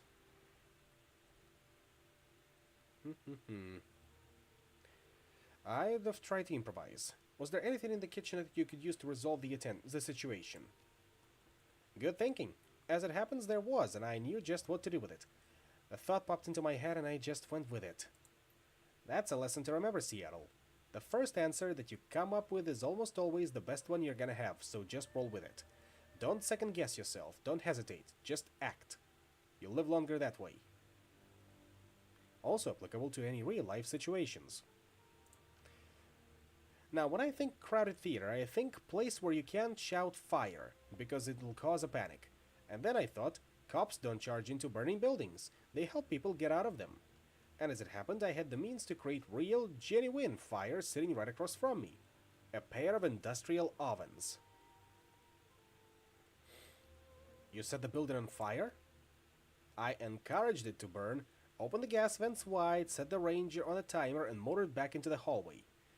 The others had started arguing amongst themselves. I told them to snap out of it and follow me down into the lobby. We had to clear the hallway before an errant spark took the whole floor out. Unfortunately, the rest of the group wouldn't listen. Seb and the rest of the team were too busy arguing about the relative merits of let's kick things really hard and see what happens tactical system to want anything to do with me. I shouted back to them that the kitchen was going to explode and continued down the hallway. Just like I'd planned, I got out of that run in one piece. So did every single one of the people in that multiplex. My fire plan worked beautifully. If the rest of the team had listened to me, they might have gotten out of the building too. Kind of a bummer that they didn't, but at least the run turned out well for me. Your team burned to death. Look, they screwed themselves over when Sib kicked in that door. They were in a heap of trouble, and what I would have gotten them out of, and what I did would have gotten them out of it if they'd listened to me. You know how? Because it got me out. They could have followed me, but instead they chose to argue until they exploded. That's on them, not me. Of course, I couldn't collect any pay because the run had been a disaster, but after the explosion I got to the right in front of the fire truck and they gave me cookies and a blanket. I wound up dating one of those firemen a few weeks later. All things considered, it could have gone a lot worse. So, Seattle. Tell me, what was the moral of this story? What lesson was I trying to convey? Go with your gut, I guess? That's right. Trust your impulses and don't be afraid to wing it. Almost any action is better than no action at all. Once you've committed to doing something, you're gonna follow it through though. No arguing or hard wringing. Just do it. If you get caught up in your own head agonizing over past mistakes, well, don't be surprised if you wind up dead. What a familiar sensation. A kitchen fire can take you down as easily as a cop's bullet if you stand around and get it. Are you certain that Sibilance and the rest of the Macau team are dead? They weren't with me when I got evacuated with the rest of the moviegoers. I never saw them leave the building and I haven't heard from them since. I guess it's possible that somebody made it, but I don't really run in those circles anymore. Odds are that if anyone from the Macau team did survive, they'll have died off by now from sheer incompetence. Shadowrunning is an unforgiving business. You don't get to make too many mistakes. Did any of the stuff in that story actually happen, or did you just make it up for my benefit? Seattle, I'm hurt. It all went down exactly like I said it did. Well, except for a couple of embellishments there and here and there, but they make a better story. Artistic license and all that. Hate to break it to you, kiddo, but I'm beat. It's been a long day. Lesson's over for now. We'll pick it up back next time. Alright, Gobbit. I'll catch you next time. Yeah, sounds good. I'll have your next session ready and lesson ready and waiting too. Scurry along now. Your mentor needs her rest.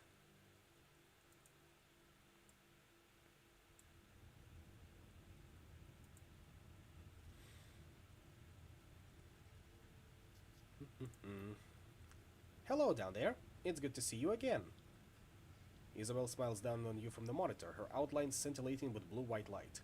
She looks peaceful, at ease. Nice avatar. That's a good look on you. Isn't it? I've spent months customizing this avatar. She feels more real to me than my own skin. You really feel at home in the Matrix, don't you? You look happy in there. I suppose that I am. It's a comfort thing.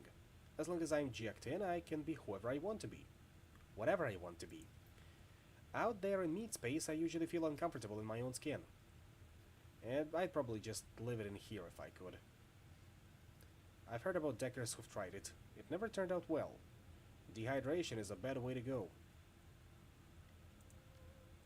I know, and of course I was joking. But, truth be told, I do spend most of my time out there wishing that I were back in here. If you were a decker, you'd feel the same. It's hard to live in a cage of meat when you know how sweet it feels to leave your body behind. You know, I've been thinking about the question you asked me a little while back. The one about the walled city. The one that I dodged. Yeah, I remember. Look, I wasn't trying to cheat you out of your answer. I want you to know that. It's just that talking about the walled city is problematic. For me. I understand. I grew up in the Barrens. I know how hard it can be to talk about this stuff. No, it isn't that... I'm not explaining myself correctly. It isn't that I am tortured by bad memories or anything like that. The problem is that I can't remember my childhood.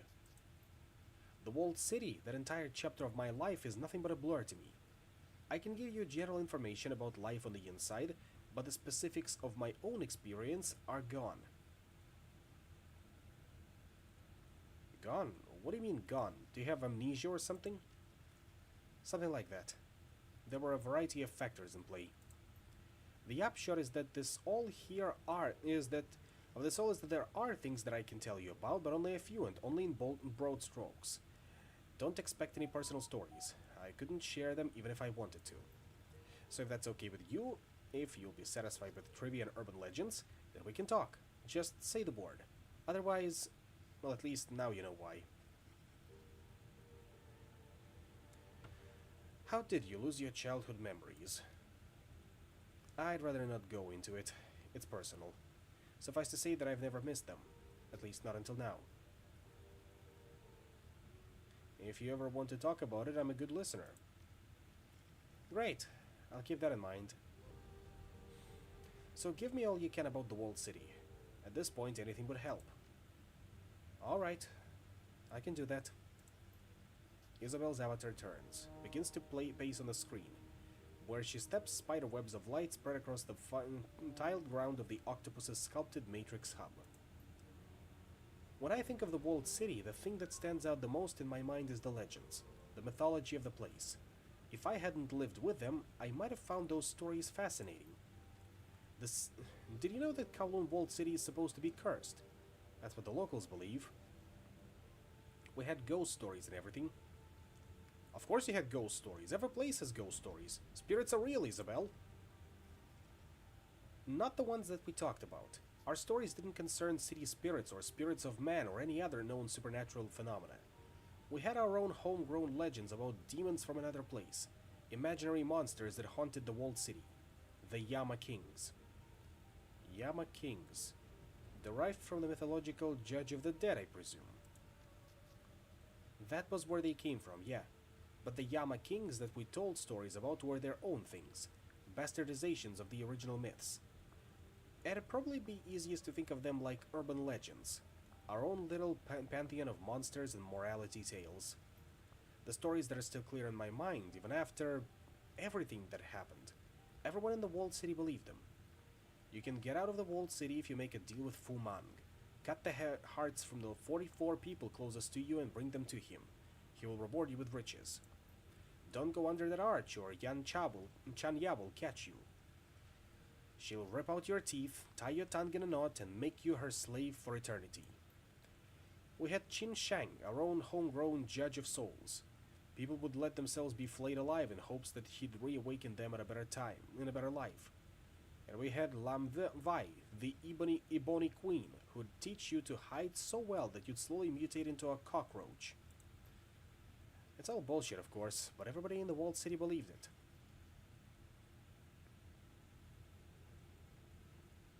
If you're so convinced that these things are myths, why does everyone in the walled city believe in them?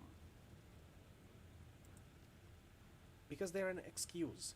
My parents and neighbors, their whole generation, invented the things to explain away their own failings. I can't get ahead because demons are keeping me down. Woe is me, woe is me. It's almost embarrassingly transparent when you really look at it. Lam Vai turning people into cockroaches, it's just a Kafkaesque trope layered into a morality tale. Chin Chang, he's just Anubis with a different coat of paint. And you know what, that archway that I mentioned, the one that Chan Ya was supposed to haunt? I knew someone who found it. There was nothing on the other side but concrete. It's all superstitious drivel. The misery in the walled city isn't the fault of demons or devils. We created it, and we perpetuate it. We blamed made-up monsters for our own failings. There is nothing more pathetic than that. I disagree. It sounds like less you're trying to convince me than it does like you're trying to convince yourself. Or, what about the shared dreams? How do you explain those away? I don't know. Mass psychosis or maybe something magical is going on, but it isn't them. They aren't real. They can't be. Anyway, that's enough for now, huh? I'm sure that gives you plenty to chew on. My obligation is to give you an answer satisfied, I think, so let's talk about something else. Can you think of anything else at all that might help us? I don't know. Maybe. I'll put some thought into it. On second thought, maybe I do have an idea. Are you open to taking on more work? Of course. Kindly sending me new job offers all the time. This wouldn't be work for Auntie Cheng. Think of it as a side gig that you'd be doing for me. I think I've got a line on some software that could help us. I can't get it on my own, though. It's a two-person job at least. What kind of software?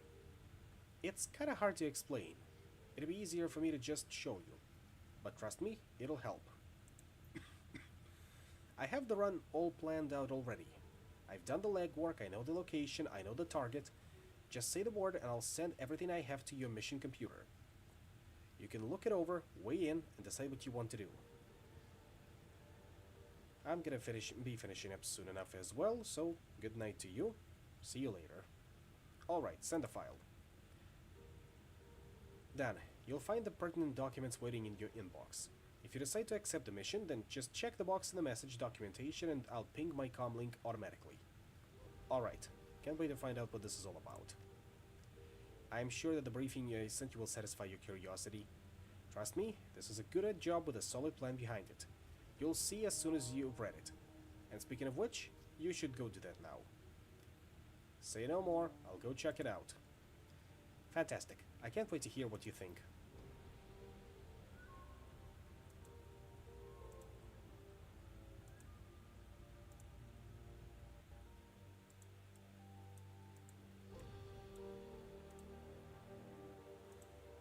I have an idea as to what that might be, but let's double check. Job offer from Isabel. Recording of Isabel pops onto the screen. She stares into the camera, her eyes full of intensity. If you're watching this, you've decided to listen to my job offer. That's a good thing. I wasn't convinced that you would. Our target is a local Decker, a former Wampoan. In the Matrix, his handle is Rhombus. He has the software that we need. Unfortunately, he is unassailable from the Matrix, but nobody knows where he lives in meat space. But I know where he's going to be. There's an event coming up that Rhombus can't afford to miss. He might already be on his way there. If you're reading this message, Deckers from all over Asia, white hat and black hat alike, are converging on the Harbor Spires Hotel. This year, Harbor Spires is hosting DeckCon, Hong Kong's largest annual decking convention. Rhombus is going to be there, and that gives us an opportunity. We're going to hit the convention, find him in meat space, and get the software away from him. And we're going to do it quietly. Enclosed, you'll find a copy of the plan that I've worked out for the run, presented in bullet point format. Everything should be fairly straightforward. As you watch, the screen begins to fill with lines of simple instructions. I will provide you and the other runner of your choice with visitor passes for the convention. I will proceed ahead of you using my own guest badge. I will hide in the women's lavatory in the first floor. You will enter via the kitchen and procure me a uniform for the catering staff. Please be sure the uniform is size 4. We will rendezvous. I will change into the uniform, and using it, I will infiltrate the administrative wing on the 6th floor. You will proceed into the convention hall and await further instructions. Using the admin computer, I will identify Rhombus via his guest registration form. Once I have done this, I will alert you via comlink. I will upgrade your badge to VIP status, granting you access to the VIP wing of the hotel. You will tell Rhombus that he has been granted VIP status and offer to escort him to a complimentary hotel room. You will escort him to a room that I designate and hold him there. I will jack out of the Matrix and make my way from the admin wing to your room. We will intimidate Rhombus or beat the tar out of him until he gives us the software. We will tie and gag Rhombus and stuff him into a storage closet. We will not be gentle. It's okay if he starts crying.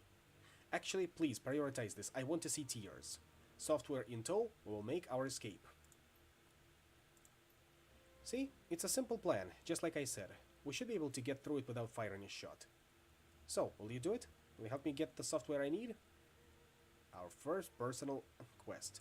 We'll take it. Excellent. I knew that I could count on you. Settle up. This is gonna be fun.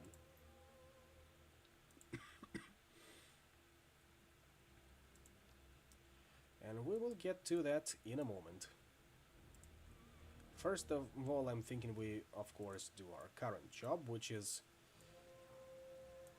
what was it called? The museum heist, yes.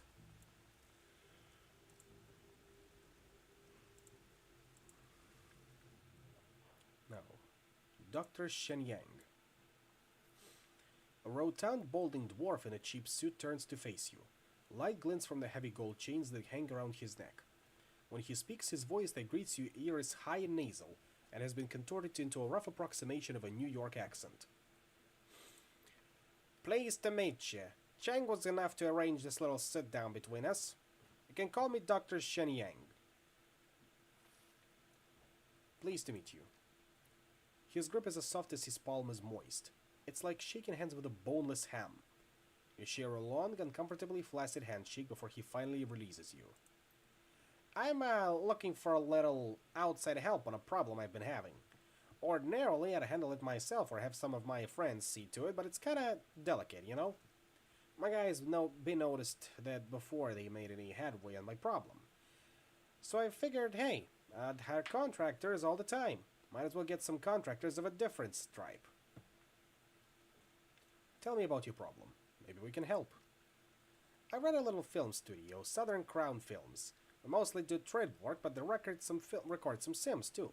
Maybe you've been seen some of my stuff. Space Mongols from the Moon, The Flavor of Pomegranates, Ultimate Kill Squad.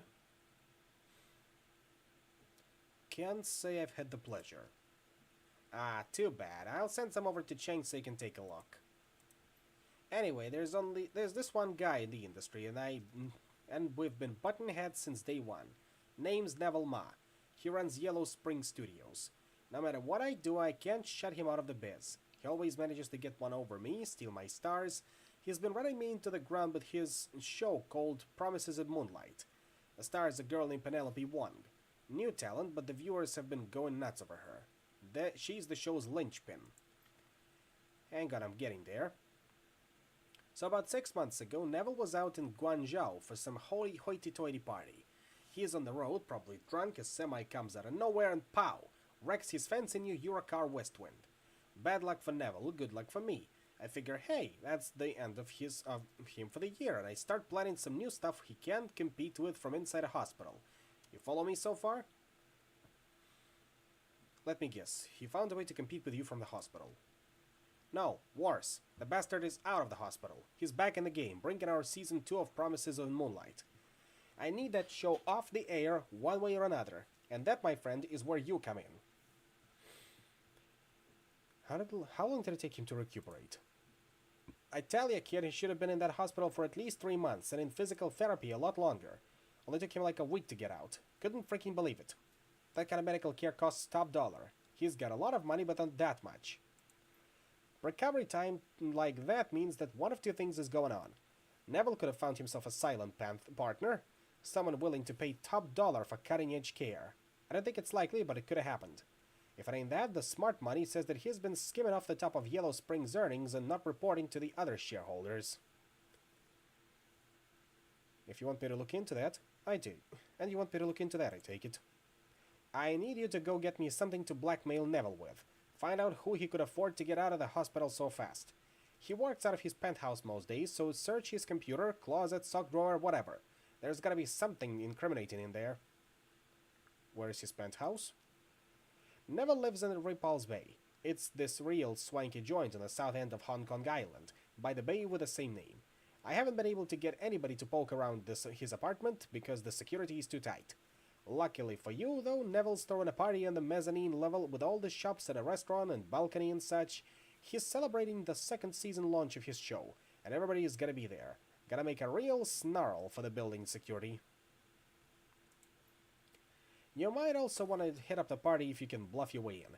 Everyone close to Neville will be there, and most of them will be 3 sheets to the wind by the time you get there. Some discreet questioning might get me the dirt that I need. Just remember, if you go to the party, you don't use your real name.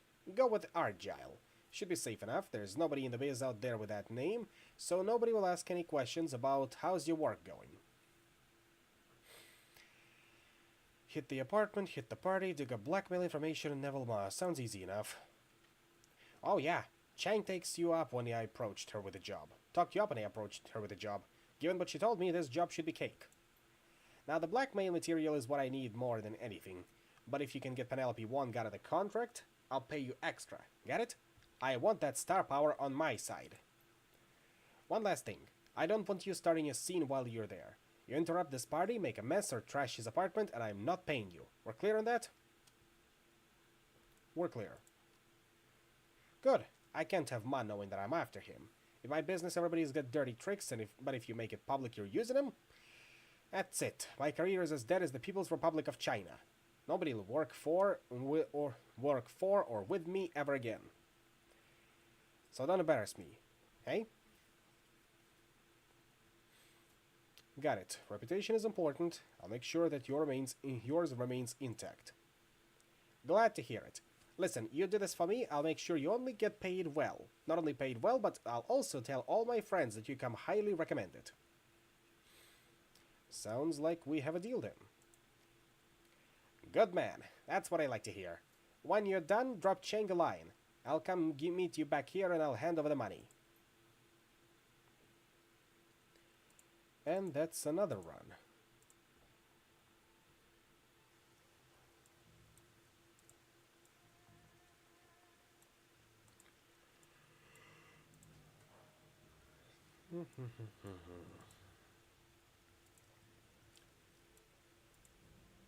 Therefore, first things first, I'm thinking we'll be going for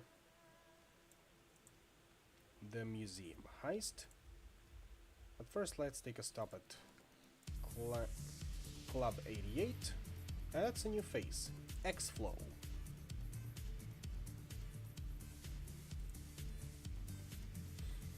A wiry elven woman leans over the bar, propped up on one elbow. She glances over at you over her shoulder as you approach, lifting a half-empty glass to her lips. The selection here is total crap, but it's cheap. I hope you're not looking for quality, or you're gonna be really disappointed. Damn, and I was hoping for some classic cocktails. If you ask real nice, I think they've got some tonic water in the fridge. Aside from that, you're as likely to get drain cleaner as you are a splash of bitters. Even a simple Manhattan's probably beyond the means of this joint. Call me X-Flow, by the way. Maybe we can help each other. How do you mean? I've got good eyes for people in the business, and believe me, you smell like Shadowrunners and New Yin. Plus, everybody there been talking about Kindly's new hired help. I'm out here for work. You need any backup? I'm available. What's your specialty? I'm what the eggheads call a mystic adept, kind of a physical adept magician. I throw spells, then I can kill with a touch. I'm rarer than a unicorn, my friend. Cheers. Where are you from anyway? All over, really. Born and raised in Sydney, but ever since I was 15, I've been traveling anywhere but work. Not a whole lot of opportunities for a street kid whose only skills relate to beating people up. I lived in Paris, London, Vladivostok, Caracas. Hell, I even spent a year in Johannesburg, but as Azani is full of assholes. Your Cantonese is pretty good. I don't hear an accent. That's because it's chipped. My only concession to cyberware. When you move around as much as I do, linguisofts pay for themselves pretty quickly. They're not perfect, but they get the job done. How to get into this life? I grew up in the streets, running with gangs. Turns out if you get in enough street fights and have magical potential, things just naturally express themselves. Once that happens, I realized I could change a lot more than protection rackets I'd been running. Besides, it's not like I know how to do anything else. I've never been to school, I'm sinless, what else am I gonna do? Panhandle for change? Shake down stuff for shacks for beer money? No thanks, mate. I'd rather live fast, hit hard, and burn out. Got any runner stories? Yeah, I got a couple. There was this one time I signed on with some mercs in Eastern Europe. They had a job to do near Krasnodarsky Krai, lifting some Abkhazian family software, military software. The plan was pretty simple. Would Halo jump from a drone on the Russian side of the border, hike in towards the Abkhazian research facility and blast our way in. The Abkhaz forces were supposed to be Matrix hotshots, but crap in ground combat. Simple, right? No plan ever survives first contact with the enemy, though. Turns out the Abkhazian army had contracted out base security to Winter Systems. We started getting caught apart before we'd even breached the first cordon. Did you have to bug out? The mercs were in pretty dire straits financially. It was the do-or-die situation for them, literally. They owed too many debts, and if they couldn't deliver, they'd have been killed. So we pushed in. We were down to 5 of us by the time we got into the main facility. One of the mercs, Václav, was a rigger. We were hunkered down in a vehicle bay while the decker did his business, and Václav realized one of the APCs hadn't been properly locked down. And it was still gassed up. Came out of that base with a 30mm cannon blazing away. Our exit was down at the coast, a riverline patrol. Both the mercs had on standby. I see someone plays Shadowrun. Thank you for stopping by. See you again next time as well. It was some nervous fighting, but we managed to get out. A bit full of holes, sure, but we survived. And that's what counts, hey? I guess it does. See you later, X-Flow. See you. You know how to find me if you need me.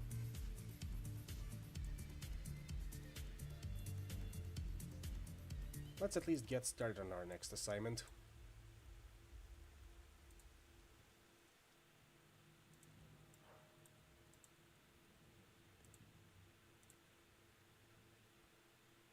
Head to the outskirts of Taipo to loot a dig site and museum for Mr. Drake. For this one, I'm thinking we'd take Guy Chu, Rector, and Isabel, or rather Gobbet.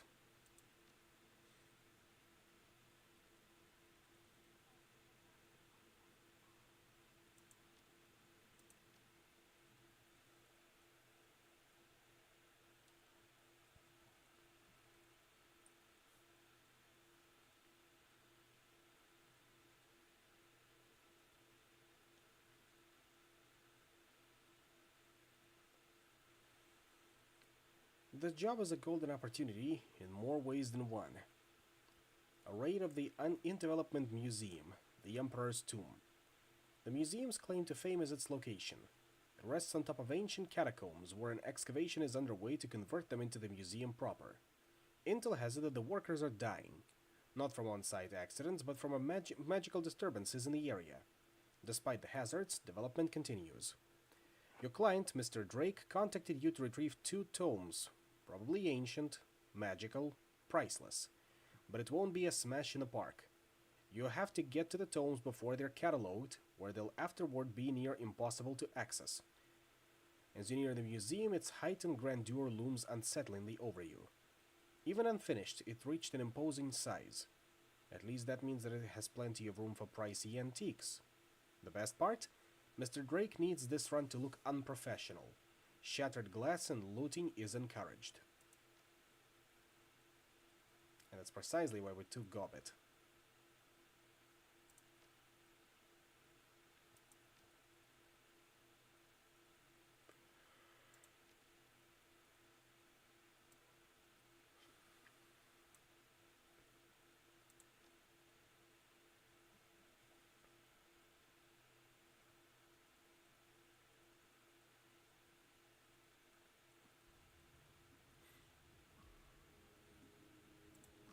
We'll spend karma later.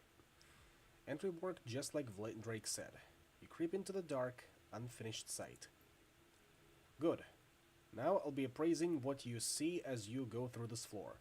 Grab the best stuff, and my alarm suppression should keep you afloat. Just don't get too ballsy. If the books haven't been cataloged yet, they'll still be in the basement. The tomb. I'll be in touch.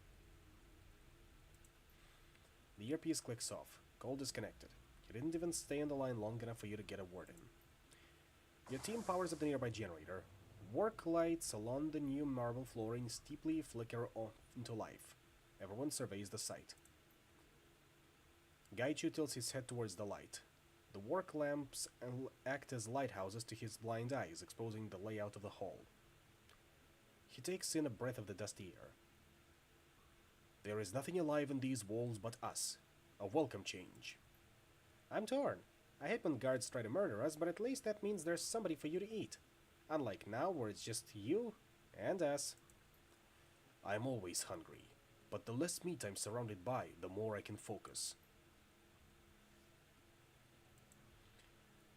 Steal 5,000 new yen worth of artifacts, 10,000 new yen worth of artifacts, find both ancient books. Do not trip the museum alarm. Some ley lines. Grand opening coming 2057. If you say so.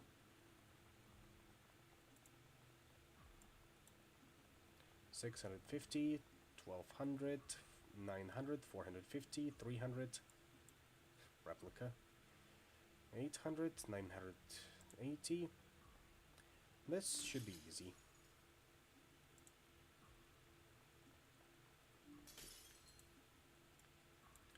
Plesiosaur Jawbone.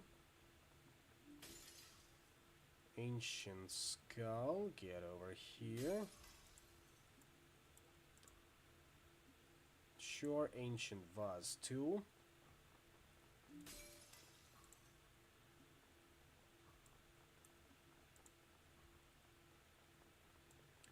Alarm threshold 5 out of 10. What do we have here? Dragon Scales, Mummified Head, Replica Utahraptor Skull.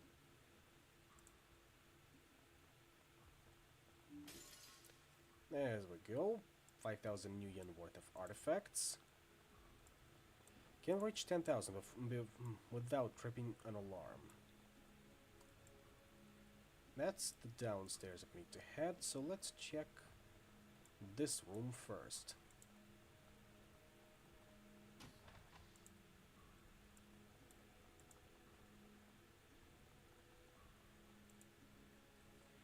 Anything in here? The terminal is powered off. I gotcha.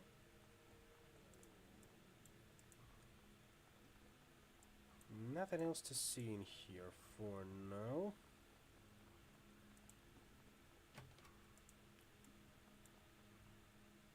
Check bookshelf.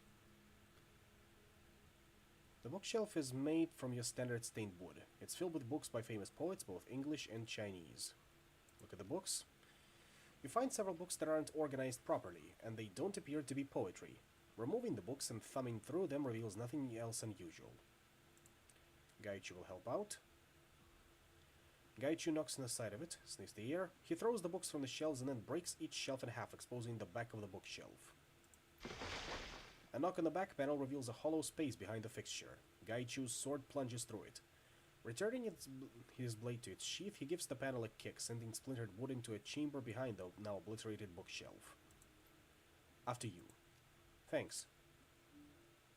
I'm guessing that terminal is powered off as well. Welcome, Lao Zheng. Please input your password to log in. Access the login field. That's where I'm gonna need to take a little sneak peek. So give me, or allow me to do that.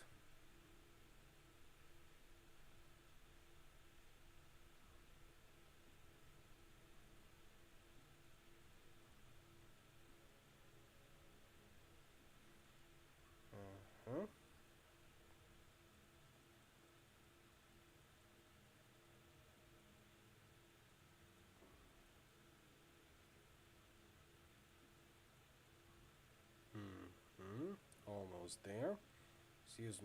Excuse the lack of any noises from my end, of course.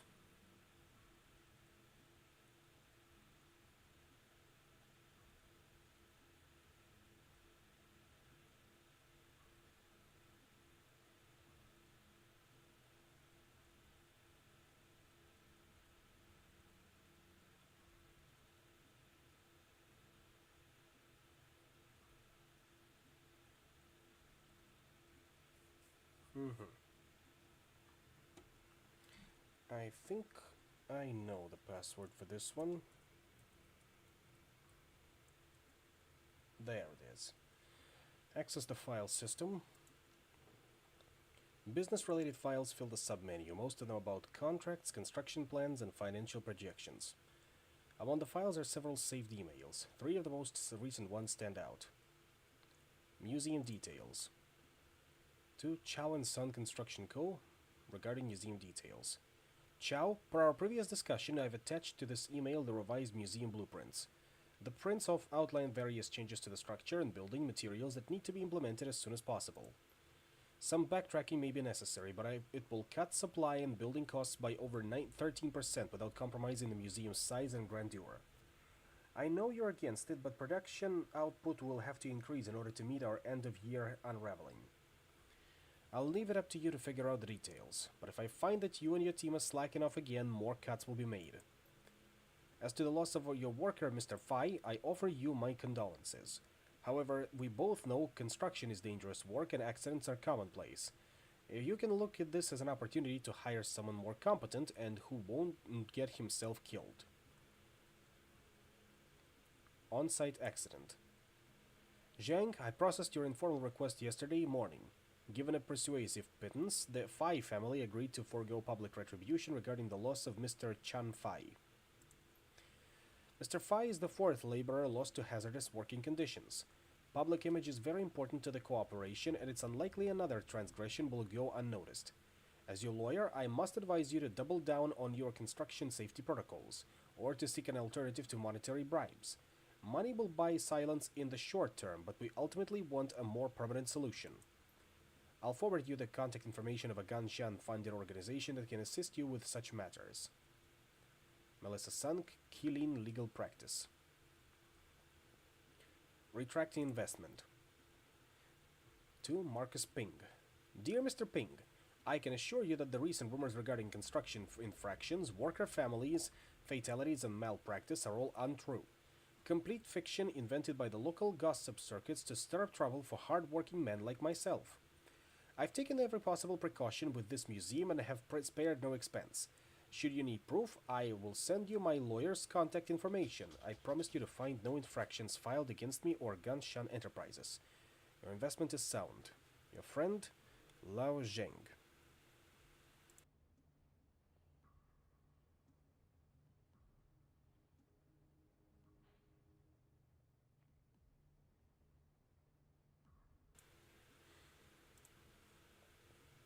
Interesting. Very interesting. It's not going as smooth as he'd like. Office room controls. What do we have? Ambience, candlelight. Ambience, business casual.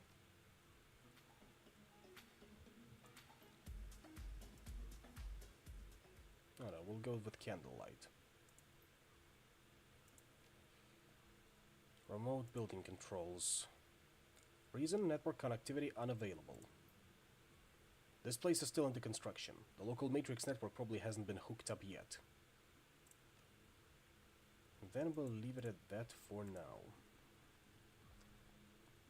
Lady of Shalott, 1888.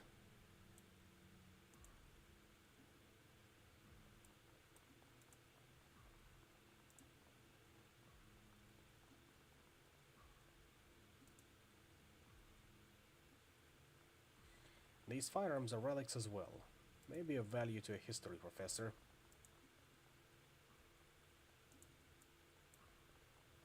Imbued pottery. Mystic staff.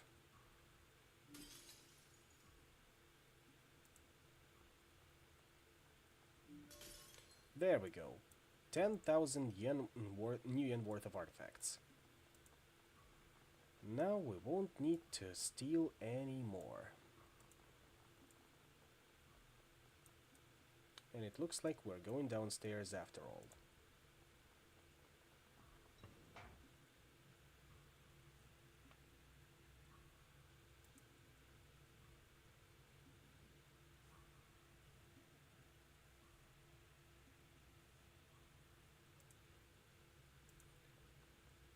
Do not enter.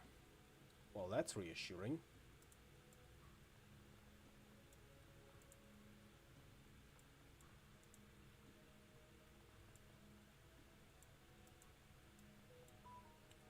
Nothing too out of the ordinary yet. Aside from that dried blood. Probably a book that we're looking for, therefore. Time to save. We can save here, right? We absolutely can.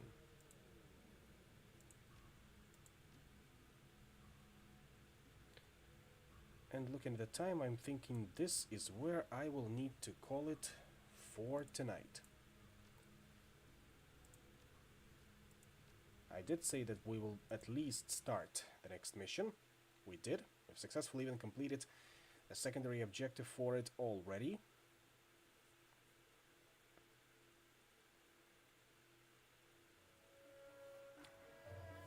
And this is where I thank you all for coming. I will see you all next time, and hopefully you enjoy playing this game as much as I do. Peace out to all of you.